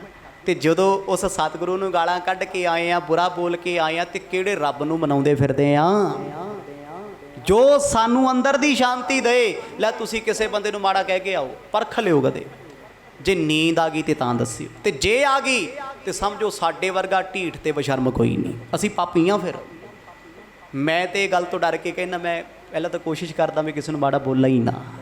ਜੇ ਬੋਲ ਦੇਣਾ, ਆਪਣੀ ਗੱਲ ਕਰਦਾ ਗੁਰੂ ਦੀ ਹਜ਼ੂਰੀ ਵਿੱਚ, ਕਿਸੇ ਦਾ ਮੈਨੂੰ ਨਹੀਂ ਪਤਾ, ਮੈਂ ਸਾਰੀ ਰਾਤ ਸੋ ਨਹੀਂ ਸਕਦਾ ਜੇ ਮਾੜਾ ਬੋਲਿਆ। ਕੋਸ਼ਿਸ਼ ਕਰਦਾ ਮਾਫੀ ਮੰਗਾ, ਭਾਵੇਂ ਵੱਡਾ ਹੋਵੇ ਭਾਵੇਂ ਛੋਟਾ ਹੋਵੇ। ਸਿੱਖ ਬਣ ਕੇ ਜੇ ਅਸੀਂ ਇਹ ਸਿੱਖਿਆ ਹੀ ਕਦੇ ਨਹੀਂ, ਠੀਕ ਹੈ ਮੇਰਾ ਨਿਤਨੇਮ ਨਹੀਂ ਹੋ ਸਕਦਾ, ਮੇਰੀ ਬੰਦਗੀ ਨਹੀਂ ਹੋਣੀ, ਮੇਰੇ ਸਿਮਰਨ 'ਚ ਬੜੀਆਂ ਜੀਵਨ 'ਚ ਘਾਟਾਂ ਹੋਣਗੀਆਂ, ਮੈਂ ਖੁਦ ਕਹਿਣਾ, ਮੈਂ ਅਣਜਾਣ ਨਾ। ਪਰ ਜੋ ਜੋ ਮੈਨੂੰ ਪਤਾ ਲੱਗਦਾ, ਮੈਂ ਕੋਸ਼ਿਸ਼ ਕਰਦਾ ਮੈਂ ਜ਼ਿੰਦਗੀ 'ਚ ਧਾਰਨ ਕਰਾਂ, ਹੱਸ ਕੇ ਰਵਾਂ, ਦੁੱਖਾਂ ਨੂੰ ਜਰ ਕੇ ਰਵਾਂ। ਹਾਂ ਕਈ ਵਾਰ ਨਹੀਂ ਜਰਿਆ ਜਾਂਦਾ, ਅਲੱਗ ਗੱਲ ਹੈ। ਅਸੀਂ ਕਿਹੜਾ ਬ੍ਰਹਮ ਗਿਆਨੀ ਆ? ਕੋਸ਼ਿਸ਼ ਤੇ ਹੈ ਨਾ, ਸਾਰੇ ਕਰਿਆ ਕਰੀਏ ਵੀ ਕਦੇ ਐਸਾ ਸ਼ਬਦ ਕਿਸੇ ਨੂੰ ਨਾ ਬੋਲੀਏ ਜਿਸ ਬੋਲਿਆਂ ਤੋਂ ਤਨ ਮਨ ਫਿੱਕਾ ਹੋਏ। ਮਰਦ ਨੇ ਇਕੱਲਾ ਮਨ ਨਹੀਂ ਕਿਹਾ, ਨਾਲ ਤਨ ਕਿਹਾ। ਕਹਿੰਦੇ ਜ਼ੁਬਾਨ ਤੋਂ ਫਿੱਕਾ ਬੋਲ ਬੋਲ ਕੇ ਆ, ਮਨ ਕਰਕੇ ਵੀ ਫਿੱਕਾ ਹੋਏਗਾ, ਤਨ ਕਰਕੇ ਵੀ ਫਿੱਕਾ ਹੋਏਗਾ। ਜਿਸ ਸੱਜਣ ਨੂੰ ਤੁਸੀਂ ਅੱਜ ਮਾੜਾ ਕਹਿ ਕੇ ਆਏ, ਉਹਨਾਂ ਅੱਖਾਂ ਨਹੀਂ ਮਿਲਾ ਸਕਦੇ। ਜ਼ਿੰਦਗੀ 'ਚ ਇੰਨਾ ਚੰਗਾ ਬੋਲੋ, ਇੰਨਾ ਮਿੱਠਾ ਬੋਲੋ, ਪਿੱਠ ਪਿੱਛੇ ਤੁਹਾਡੀ ਕੋਈ ਬੁਰਾਈ ਕਰੇ ਤੇ ਅਗਲਾ ਡਾਂਗ ਚੁੱਕ ਲੈ, ਹੁਣ ਬੋਲ ਕੇ ਵਿਖਾਓ। ਕਹਿੰਦਾ ਕੀ ਹੈ ਕੋਈ? ਮੈਂ ਕਹਿੰਦਾ ਸਾਡੀ ਕੋਈ ਬੁਰਾਈ ਕਰੇ, ਦੋ ਬੰਦੇ ਹੋਰ ਇਕੱਠੇ ਕਹਿੰਦੇ ਅੱਛਾ ਉਹਦੀ ਗੱਲ ਚੱਲਦੀ, ਯਾਰ ਮੈਂ ਵੀ ਦੁਖੀ ਆ, ਤੂੰ ਮੈਨੂੰ ਵੀ ਦੱਸ ਯਾਰ ਕੀ ਕਰਦਾ। ਉਹ ਹੁੰਦਾ ਨਾ, ਸਾਡੀ ਕੋਸ਼ਿਸ਼ ਆ ਨਾ ਵੀ ਸਾਡੇ ਬਾਰੇ ਕੋਈ ਬੁਰਾ ਨਾ ਬੋਲੇ, ਸਾਨੂੰ ਕੋਈ ਮਾੜਾ ਨਾ ਕਹੇ, ਤੇ ਕਰਤੂਤਾਂ ਸੰਭਾਲੋ ਭਾਈ। ਫਿਰ ਮਾੜਾ ਕਹੋ ਹੀ ਨਾ ਕਿਸੇ ਨੂੰ, ਮਾੜਾ ਬੋਲੋ ਹੀ ਨਾ, ਤੇ ਆ ਸਮਾਂ ਆ ਜੇ, ਭਾਵੇਂ ਉਹ ਮੈਂ ਆ ਜਾਂ ਕੋਈ ਹੋਰ ਆ, ਸੰਸਾਰ ਦਾ ਕੋਈ ਬੰਦਾ। ਕਿਉਂਕਿ ਫਿੱਕਾ ਬੋਲਣਾ ਬੜਾ ਬੁਰਾ ਹੈ। ਸਾਹਿਬ ਕਹਿੰਦੇ ਮਨ ਅਤੇ ਤਨ ਰਾਜਨ ਦੋਨੇ ਫਿੱਕੇ ਹੁੰਦੇ ਆ। ਫਿੱਕੇ ਤੋਂ ਭਾਵ ਦੁਖੀ, ਬੁਰਾ, ਕੌੜਾ, ਮਾੜਾ, ਭੈੜਾ, ਬਦਸੂਰਤ ਕਹਿ ਲਓ। ਸਤਿਗੁਰ ਕਹਿੰਦੇ ਇਹ ਬਹੁਤ ਵੱਡੀ ਹਿੰਸਾ ਹੈ, ਸਿੱਖ ਨੇ ਇਹ ਛੱਡਣੀ ਹੈ। ਤੁਸੀਂ ਆਖੋ ਜੀ ਮੈਂ ਮੁਰਗੀ ਵੀ ਨਹੀਂ ਮਾਰਦਾ, ਮੈਂ ਤਾਂ ਕਦੇ ਮੀਟ ਖਾਧਾ ਵੀ ਨਹੀਂ ਜੀ, ਪਰ ਤੂੰ ਜਿਹੜੇ ਸ਼ਬਦਾਂ ਨਾਲ ਕਿਸੇ ਨੂੰ ਹਲਾਲ ਕਰਕੇ ਆਇਆ, ਉਹਦਾ ਲੇਖਾ ਕਿਹਨੂੰ ਦੇਏਗਾ? ਆਖੋ ਸਤਨਾਮ। ਤੂੰ ਤੇ ਇੱਕ ਜਿਉਂਦਾ ਜਾਗਦਾ ਬੰਦਾ ਮੰਜੇ ਤੇ ਪਾਤਾ, ਉਹ ਕਹਿੰਦਾ ਮੇਰਾ ਬੀਪੀ ਲੋ ਹੋ ਗਿਆ, ਮੈਨੂੰ ਘਬਰਾਹਟ ਹੁੰਦੀ, ਮੈਨੂੰ ਫਲਾਣੇ ਨੇ ਕੁਛ ਬੋਲਤਾ, ਮੇਰਾ ਸਰੀਰ ਕੰਬਦਾ ਹੈ। ਤੇ ਤੂੰ ਕਹਿੰਦਾ ਜੀ ਮੈਂ ਜੀਵ ਹੱਤਿਆ ਨਹੀਂ ਕਰਦਾ, ਕਿ ਬੰਦੇ ਨੂੰ ਜੀਵ ਨਹੀਂ ਮੰਨਦਾ। ਇਹਨੂੰ ਕਹਿੰਦੇ ਜੀਵ ਆਤਮਾ। ਇਹ ਸਾਧੂਆਂ ਦਾ ਨਜ਼ਰੀਆ ਹੈ, ਉਹ ਫਿੱਕਾ ਬੋਲਦੇ ਨਹੀਂ, ਫਿੱਕਾ ਸੁਣ ਲੈਂਦੇ ਨੇ। ਹਿੰਸਾ ਬਚਨਨ ਕੀ ਕਹਿਲਾਵੇ। ਸਤਿਗੁਰ ਕਹਿੰਦੇ ਇਹਨੂੰ ਬਚਨਾਂ ਦੀ ਹਿੰਸਾ ਕਹਿੰਦੇ ਆ। ਬਚਨਾਂ ਦੀ ਹਿੰਸਾ ਮਤਲਬ ਇੱਕ ਬੁਰਾ ਹੋਇਆ, ਤੀਰ ਨਾਲ ਬੰਦਾ ਮਾਰਤਾ, ਗੋਲੀ ਨਾਲ ਜਾਨਵਰ ਮਾਰਤਾ। ਜ਼ੁਬਾਨ ਤੀਰ ਤੇ ਗੋਲੀ ਤੋਂ ਘੱਟ ਨਹੀਂ। ਕਿਸੇ ਨੂੰ ਗੰਦੀ ਗਾਲ ਕੱਢੋ, ਅਗਲਾ ਰੋਂਦਾ ਹੈ। ਤੁਹਾਡੇ ਸ਼ਬਦਾਂ 'ਚ ਐਡੀ ਕਰਾਮਾਤ, ਮਿੱਠਾ ਬੋਲ ਦੋ, ਰੋਂਦਾ ਬੰਦਾ ਚੁੱਪ ਹੋ ਜਾਊਗਾ। ਤੇ ਚੰਗੇ ਭਲੇ ਬੰਦੇ ਨੂੰ ਇੰਨਾ ਮਾੜਾ ਕਹਿਓ, ਉਹ ਰੋਣੋਂ ਨਹੀਂ ਹਟਦਾ, ਕੱਲਾ ਬਹਿ ਬਹਿ ਰੋਂਦਾ। ਸਤਿਗੁਰ ਕਹਿੰਦੇ ਬਚਨਾਂ ਦੀ ਹਿੰਸਾ ਸਿੱਖ ਨੇ ਨਹੀਂ ਕਰਨੀ। ਮਨ ਦੀ ਹਿੰਸਾ ਮਤਲਬ ਕਿਸੇ ਦਾ ਬੁਰਾ ਨਹੀਂ ਸੋਚਣਾ, ਇਹਨਾਂ ਚੀਜ਼ਾਂ ਤੋਂ ਬਚਣਾ ਏ। ਤੀਜੀ ਮਾਰਨ ਜੀਵਨ ਕੇਰੀ। ਤੀਜੀ ਹਿੰਸਾ ਕਹਿੰਦੇ ਜੀਵਾਂ ਦੀ ਹੱਤਿਆ ਕਰਨੀ। ਇੱਕ ਯੋਗੀ ਦੇ ਜੀਵਨ ਦੇ ਵਿੱਚ 3 ਤਰ੍ਹਾਂ ਦੀ ਅਹਿੰਸਾ ਹੈ। ਇਸੇ ਕਰਕੇ ਧਾਰਮਿਕ ਸ਼ਾਸਤਰ ਕਹਿੰਦੇ ਆ ਸ਼ੁਭ ਗੁਣ ਬੰਦੇ ਦੇ ਕਿਹੜੇ ਆ? ਖਿਮਾ, ਅਹਿੰਸਾ, ਦਇਆ, ਮ੍ਰਿਦ, ਸਤ ਬਚਨ, ਤਪ, ਦਾਨ, ਸੀਲ, ਸੌਚ, ਤ੍ਰਿਸ਼ਨਾ, ਬਿਨਾ, ਧਰਮ, ਲਿੰਗ 10 ਜਾਣ। ਕਹਿੰਦੇ ਧਰਮ ਦੀਆਂ 10 ਨਿਸ਼ਾਨੀਆਂ ਨੇ, ਜੇ ਬੰਦੇ ਵਿੱਚ ਹੈਗੀਆਂ ਤੇ ਧਰਮੀ ਤਾਂ ਇਹ ਨਿਮਰਤਾ ਹੋਵੇ, ਅਹਿੰਸਾ ਹੋਵੇ, ਦਇਆ ਹੋਵੇ, ਮ੍ਰਿਦ ਮਿੱਠੇ ਬੋਲ ਹੋਣ, ਸਤ ਬਚਨ ਸੱਚੇ ਬੋਲ ਬੋਲਦਾ ਹੋਵੇ, ਤਪ ਕਰਦਾ ਹੋਵੇ, ਦਾਨ ਕਰਦਾ ਹੋਵੇ, ਸੀਲ ਸੌਚ ਨਰਮ ਸੁਭਾਅ, ਸੌਚ ਪਵਿੱਤਰਤਾ ਰੱਖਦਾ ਹੋਵੇ, ਤ੍ਰਿਸ਼ਨਾ ਬਿਨਾ ਅੰਦਰ ਲਾਲਚ ਨਾ ਹੋਵੇ, ਆ ਲੈ ਲਾਂ ਉਹ ਵੀ ਕਰਨਾ ਆ ਵੀ ਖੋਲਾਂ। ਧਰਮ ਲਿੰਗ 10 ਜਾਨ, ਧਰਮ ਦੀਆਂ 10 ਨਿਸ਼ਾਨੀਆਂ ਨੇ। ਗਰੀਬ ਨਵਾਜ਼ ਸਤਿਗੁਰ ਕਹਿੰਦੇ ਜੀਵਾਂ ਦੀ ਹੱਤਿਆ ਨਹੀਂ ਕਰਨੀ। ਜੇ ਤੂੰ 4 ਕੁੱਕੜ ਵੱਢ ਕੇ ਖਾ ਕੇ ਮੀਟ ਕਹਿੰਦਾ ਮੈਂ ਚੱਲਿਆ ਹਰਿਮੰਦਰ ਸਾਹਿਬ, ਬਾਬਾ ਗੁਰੂ ਰਾਮਦਾਸ ਬਖਸ਼ ਲੂ, ਕਦੇ ਨਹੀਂ ਬਖਸ਼ਦਾ। ਖਾ ਖਾ ਕੇ ਪੰਛੀਆਂ ਦੇ ਆਂਡੇ, ਜਿਨ੍ਹਾਂ ਵਿੱਚ ਉਹਨਾਂ ਬੱਚਿਆਂ ਦਾ ਕਦੇ ਜਨਮ ਹੋਣਾ ਸੀ, ਹਰ ਅੰਡੇ 'ਚੋਂ ਬੱਚਾ ਨਿਕਲਦਾ, ਉਹ ਅਲੱਗ ਗੱਲ ਹੈ। ਉਹਨੂੰ ਤਰੀਕੇ ਨਾਲ ਬੱਲਬ ਅੱਗੇ ਰੱਖ ਕੇ ਵੇਖੋ, ਹੀਟ 'ਚ ਰੱਖ ਕੇ ਵੇਖੋ, ਨਿਕਲਦਾ ਕਿ ਨਹੀਂ ਨਿਕਲਦਾ। ਕਿਸੇ ਦਾ ਭਰੂਣ ਖਾ ਜਾਣਾ, ਗਰਭ ਖਾ ਜਾਣਾ, ਤੇ ਫੇਰ ਕਹਿਣਾ ਜੀ ਮੈਂ ਤੇ ਬੁਰਾ ਹੀ ਨਹੀਂ ਕਰਦਾ ਕਿਸੇ ਦਾ, ਬਹੁਤ ਬੜਾ ਹੈ। ਕਿਸੇ ਦੇ ਅੰਗਾਂ ਨੂੰ ਖਾਣਾ, ਔਰਗਨ ਖਾਣੇ, ਲਾਸ਼ਾਂ ਖਾਣੀਆਂ, ਜੀਵ ਹੱਤਿਆ ਹੈ ਇਹ। ਉਹਦੇ ਵਿੱਚ ਵੱਢਣ ਵਾਲਾ, ਖਾਣ ਵਾਲਾ, ਸਵਾਦ ਦੱਸਣ ਵਾਲਾ, ਲਿਆਉਣ ਵਾਲਾ ਸਾਰੇ ਦੋਸ਼ੀ ਨੇ। ਧਾਰਮਿਕ ਗ੍ਰੰਥ ਕਹਿ ਰਹੇ ਆ। ਆਪਣਾ ਅੰਗ ਕੋਈ ਨੁਕਸਾਨਿਆ ਜਾਏ, ਬੰਦਾ ਚੀਕਾਂ ਮਾਰਦਾ ਫਿਰਦਾ, ਹਾਏ ਆ ਹੋ ਗਿਆ, ਹਾਏ ਆ ਹੋ ਗਿਆ। ਜਿਨ੍ਹਾਂ ਦੇ ਅੰਗਾਂ ਨੂੰ ਕੱਟ ਕੱਟ ਕੇ ਖਾ ਗਏ ਐ, ਕੋਈ ਉਹਨਾਂ ਦੇ ਅੰਗ ਬਦ ਦੁਆ ਨਹੀਂ ਦਿੰਦੇ ਹੋਣਗੇ। ਗੁਰੂ ਸਾਹਿਬ ਨੇ ਬਹੁਤ ਸੋਹਣਾ ਪ੍ਰਮਾਣ ਦਿੱਤਾ ਹੋਇਆ ਮੱਛੀ ਦੇ ਪਰਥਾਏ। ਕਹਿੰਦੇ ਭਾਈ ਮੀਨ ਪਕੜਿਓ ਫਾਂਕਿਓ ਅਰ ਕਾਟਿਓ, ਰਾਂਦ ਕੀਓ ਬਹੁਬਾਨੀ, ਖੰਡ ਖੰਡ ਕਰ ਭੋਜਨ ਕੀਨੋ, ਤਉ ਨਾ ਵਿਸਰੈ ਪਾਣੀ। ਮੱਛੀ ਨੂੰ ਫੜਿਆ ਪਾਣੀ ਵਿੱਚੋਂ, ਕੱਟ ਵੱਢ ਕੇ ਧੋਤੀ ਪਾਣੀ ਨਾਲ, ਪਾਣੀ 'ਚੋਂ ਉਬਾਲ ਕੇ ਬਣਾਈ, ਫੇਰ ਖਾਧੀ, ਅੰਦਰ ਅਜੇ ਵੀ ਪਾਣੀ ਮੰਗਦੀ ਹੈ। ਜਦੋਂ ਉਹਦੀ ਨੈਗੇਟਿਵਿਟੀ ਤੁਹਾਡੇ ਅੰਦਰ ਗਈ, ਤੁਸੀਂ ਪੋਜ਼ਿਟਿਵ ਕਿੱਥੋਂ ਹੋ ਜਾਓਗੇ? ਤੁਹਾਡੇ ਖਾਣੇ 'ਤੇ ਅਸਰ ਆ ਨਾ। ਸਾਦਗੀ ਦਾ ਭੋਜਨ ਖਾਓ, ਡਾਕਟਰ ਕਹਿੰਦੇ ਆ ਨਾ, ਮਾਸਾਹਾਰੀ ਚੀਜ਼ਾਂ ਨਾ ਖਾਓ, ਸ਼ਰਾਬ ਨਾ ਪੀਓ, ਅਲਕੋਹਲ ਲੀਵਰ ਲਈ ਨੁਕਸਾਨਦਾਇਕ ਹੈ। ਕਿਉਂ ਕਹਿੰਦੇ ਆ? ਵੀ ਇਹ ਬੁਰੀਆਂ ਚੀਜ਼ਾਂ ਦੇ ਬੁਰੇ ਨਤੀਜੇ ਆ। ਸਾਦਗੀ ਦਾ ਭੋਜਨ ਖਾ ਕੇ ਵੇਖੋ, ਚੁਸਤ ਫੁਰਤ ਫਿਰੋਗੇ, ਭੱਜੇ ਫਿਰੋਗੇ, ਕੰਮ ਕਰਨ ਨੂੰ ਜੀ ਕਰੂਗਾ। ਤਲੀਆਂ ਚੀਜ਼ਾਂ ਬਹੁਤੀਆਂ ਖਾ ਲਓ, ਮਾਸ ਮੱਛੀ ਖਾ ਲਓ, ਉੱਠਣ ਨੂੰ ਜੀ ਨਹੀਂ ਕਰਦਾ। ਸੋਚੋਗੇ ਮਾੜਾ, ਬੋਲੋਗੇ ਮਾੜਾ, ਖਿਆਲ ਮਾੜੇ ਆਉਣਗੇ, ਬੁਰਾ ਬੁਰਾ ਸੋਚਦੇ ਰਹੋਗੇ, ਸਾਰਿਆਂ ਦੇ ਬਾਰੇ ਚੰਗਾ ਲੱਗਣਾ ਹੀ ਕੋਈ ਨਹੀਂ। ਮਹਾਰਾਜ ਕਹਿੰਦੇ ਤਨ ਦੀ ਅਹਿੰਸਾ ਵੀ ਨਹੀਂ ਕਰਨੀ, ਕਿਸੇ ਜੀਵ ਦੀ ਹੱਤਿਆ ਨਹੀਂ ਕਰਨੀ। ਸਿੱਖ ਨੇ ਰਹਿਤ ਮਰਿਆਦਾ ਵਿੱਚ ਲਿਖਿਆ ਹੋਇਆ ਹੈ। ਪਰ ਚਲੋ ਅੱਜ ਦੇ ਤੇ ਸਿੱਖੀ ਧੰਨ ਨਹੀਂ ਛੱਡਦੀ, ਕੁਛ ਨਹੀਂ। ਆਖੋ ਸਤਨਾਮ। ਸਾਰਾ ਕੁਝ ਖਾ ਕੇ ਸਵੇਰੇ ਗੁਰਦੁਆਰੇ ਚੌਰ ਸਾਹਿਬ ਕਰਦੇ ਹੁੰਦੇ, ਕਹਿੰਦੇ ਵੇਖੀ ਬਾਬਾ ਮੈਂ ਤੇਰਾ ਬੰਦਾ, ਬਖਸ਼ ਲੈ। ਗੁਰੂ ਸਾਹਿਬ ਕਹਿੰਦੇ ਆ 3 ਪ੍ਰਕਾਰ ਦੀ ਅਹਿੰਸਾ ਹੈ, ਯਮ ਦੀ ਪਹਿਲੀ ਨਿਸ਼ਾਨੀ ਹੈ। ਯੋਗੀ ਬਣਨਾ ਸੌਖਾ ਹੈ, ਕਹਿ ਦਿੰਦੇ ਆ ਯੋਗੀ ਐਵੇਂ ਹੁੰਦੇ ਆ, ਫਲਾਣੇ ਹੁੰਦੇ ਆ। ਆ ਲਓ, ਅਹਿੰਸਾ 3 ਤਰ੍ਹਾਂ ਦੀ ਹੈ। ਪਹਿਲਾ ਯਮ ਦਾ ਨੇਮ ਆ, ਮੈਂ ਕਹਿੰਦਾ ਸਾਡਾ ਅੱਧਿਆਂ ਦਾ ਧੂੰਆਂ ਕੱਢ ਦੇਣਾ ਇਹਨੇ, ਵੀ ਆਹ ਵੀ ਮੈਨੂੰ ਚੰਗਾ ਨਹੀਂ ਲੱਗਿਆ, ਆਹ ਵੀ ਚੰਗਾ ਨਹੀਂ ਲੱਗਿਆ। ਅੱਜ ਮੈਂ ਜੋ ਵੀ ਸੁਣਾਇਆ ਗੁਰੂ ਦੀ ਬਾਣੀ ਤੋਂ ਇੱਕ ਸ਼ਬਦ ਵੀ ਬਾਹਰ ਨਹੀਂ ਸੁਣਾਇਆ। 3 ਗੁਣ ਨੇ, 3 ਮਰਦ ਨੇ ਲਿਖੇ ਹੈ। ਜਾਓ ਸਭ ਮੈਂ ਏਕ ਖੁਦਾਏ ਕਹਿਤ ਹੋ, ਤਉ ਕਿਉਂ ਮੁਰਗੀ ਮਾਰੈ। ਬੰਦਿਆ ਜੇ ਸਾਰਿਆਂ 'ਚ ਰੱਬ ਵੇਖਦਾ, ਸਭ ਨੂੰ ਰੱਬ ਕਹਿੰਦਾ, ਫਿਰ ਮੁਰਗੀਆਂ ਬੱਕਰੇ ਮੱਛੀਆਂ ਕਿਉਂ ਮਾਰਦਾ? ਇਹਨਾਂ 'ਚ ਵਾਹਿਗੁਰੂ ਨਹੀਂ ਵਸਦਾ, ਇਹਨਾਂ 'ਚ ਆਤਮਾ ਨਹੀਂ, ਇਹਨਾਂ 'ਚ ਰੂਹ ਨਹੀਂ, ਇਹਨਾਂ 'ਚ ਜਾਨ ਨਹੀਂ। ਉਹ ਰੱਬ ਦਾ ਪਿਆਰਾ ਤੇ ਇੱਕ ਫੁੱਲ ਵੀ ਨਹੀਂ ਤੋੜਦਾ। ਗੁਰੂ ਹਰਿਰਾਏ ਸਾਹਿਬ ਜੀਆਂ ਦੇ ਚੋਲੇ ਨਾਲ ਇੱਕ ਫੁੱਲ ਟੁੱਟਿਆ ਸੀ ਕੀਰਤਪੁਰ ਸਾਹਿਬ ਦੀ ਧਰਤੀ ਤੇ। ਗੁਰੂ ਹਰਗੋਬਿੰਦ ਸਾਹਿਬ ਨੇ ਕਿਹਾ ਸੀ ਚੋਲੇ ਪਾ ਲੈਣੇ ਹੋ, ਸੰਭਾਲ ਕੇ ਨਹੀਂ ਤੁਰਨੇ ਆਉਂਦੇ। ਸਾਰੀ ਜ਼ਿੰਦਗੀ ਚੋਲਾ ਫੜ ਕੇ ਤੁਰਦੇ ਰਹੇ। ਦੁੱਖ ਸੀ, ਫੁੱਲ ਕਿਉਂ ਟੁੱਟਿਆ? ਉਹ ਮੇਰੇ ਵਰਗੇ ਫੁੱਲ ਤੋੜ ਤੋੜ ਕੇ ਗੁਰਦੁਆਰਿਆਂ 'ਚ ਰੱਖੀ ਫਿਰਦੇ, ਮੰਦਿਰਾਂ 'ਚ ਰੱਖੀ ਫਿਰਦੇ। ਕਹਿੰਦੇ ਰੱਬ ਰੱਖਿਆ ਤੋਂ ਖੁਸ਼ ਹੋਊ। ਨਹੀਂ, ਰੱਬ ਉੱਥੇ ਖੁਸ਼ ਸੀ ਜਿੱਥੇ ਖਿੜਿਆ ਹੋਇਆ ਸੀ। ਇੱਥੇ ਵੀ ਮੈਂ ਕਈ ਵਾਰ ਵੇਖਦਾ, ਸਾਡਾ ਮਾਲੀ ਜ਼ੋਰ ਲਾਉਂਦਾ, ਵਿਚਾਰਾ ਫੁੱਲ ਲਾਉਂਦਾ ਸੋਹਣੇ ਸੋਹਣੇ, ਆ ਬੀਬੀਆਂ ਤੋੜ ਤੋੜ ਨਿਸ਼ਾਨ ਸਾਹਿਬ 'ਤੇ ਰੱਖੀ ਜਾਂਦੀਆਂ ਨੇ। ਵੀ ਉਹ ਕਿਹੜਾ ਰੱਬ ਹੈ ਜਿਹਨੂੰ ਨਿਸ਼ਾਨ ਸਾਹਿਬ 'ਤੇ ਫੁੱਲ ਸੋਹਣਾ ਲੱਗਿਆ ਪਰ ਬੂਟੇ 'ਤੇ ਲੱਗਿਆ ਨਹੀਂ ਲੱਗਿਆ? ਉਹ ਤੁਹਾਡਾ ਹੀ ਹੋਣਾ ਕੋਈ। ਪਰਮਾਤਮਾ ਨੇ ਤੇ ਸਾਰਿਆਂ ਵਿੱਚ ਪਰ ਆਪਣਾ ਰੂਪ ਵਸਾਇਆ ਹੋਇਆ ਹੈ। ਜਿਹਦਾ ਰੂਪ ਵਸਦਾ ਤੇ ਉਹ ਖੁਸ਼ ਹੁੰਦਾ ਏ, ਮਹਿਕਦਾ ਏ। ਇੱਕ ਫੁੱਲ ਤੋੜੋਗੇ ਉਹ ਵੀ ਬਦ ਦੁਆ ਦਿੰਦਾ, ਉਹ ਮੁਰਝਾਉਂਦਾ ਹੈ, ਪਲ ਪਲ ਮਰਦਾ ਏ। ਮਰਦ ਕਹਿੰਦੇ ਉਹ ਸਾਧੂ ਜਿਹੜੇ ਨੇ ਤਨ ਕਰਕੇ, ਮਨ ਕਰਕੇ, ਬਚਨਾਂ ਕਰਕੇ ਹੱਤਿਆ ਨਹੀਂ ਕਰਦੇ, ਅਹਿੰਸਾ 'ਚ ਰਹਿੰਦੇ ਆ, ਹਿੰਸਾ ਨਹੀਂ ਕਰਦੇ। ਸੋ ਸਮਾਂ ਸਮਾਪਤ ਹੈ। ਜਿਵੇਂ ਜਿਵੇਂ ਸਾਹਿਬ ਕਿਰਪਾ ਕਰਨਗੇ, ਆਉਣ ਵਾਲੇ ਦਿਨਾਂ 'ਚ ਇਸ ਪਾਵਨ ਕਥਾ ਦਾ ਗਿਆਨ ਦਾ ਆਨੰਦ ਮਾਣਾਂਗੇ।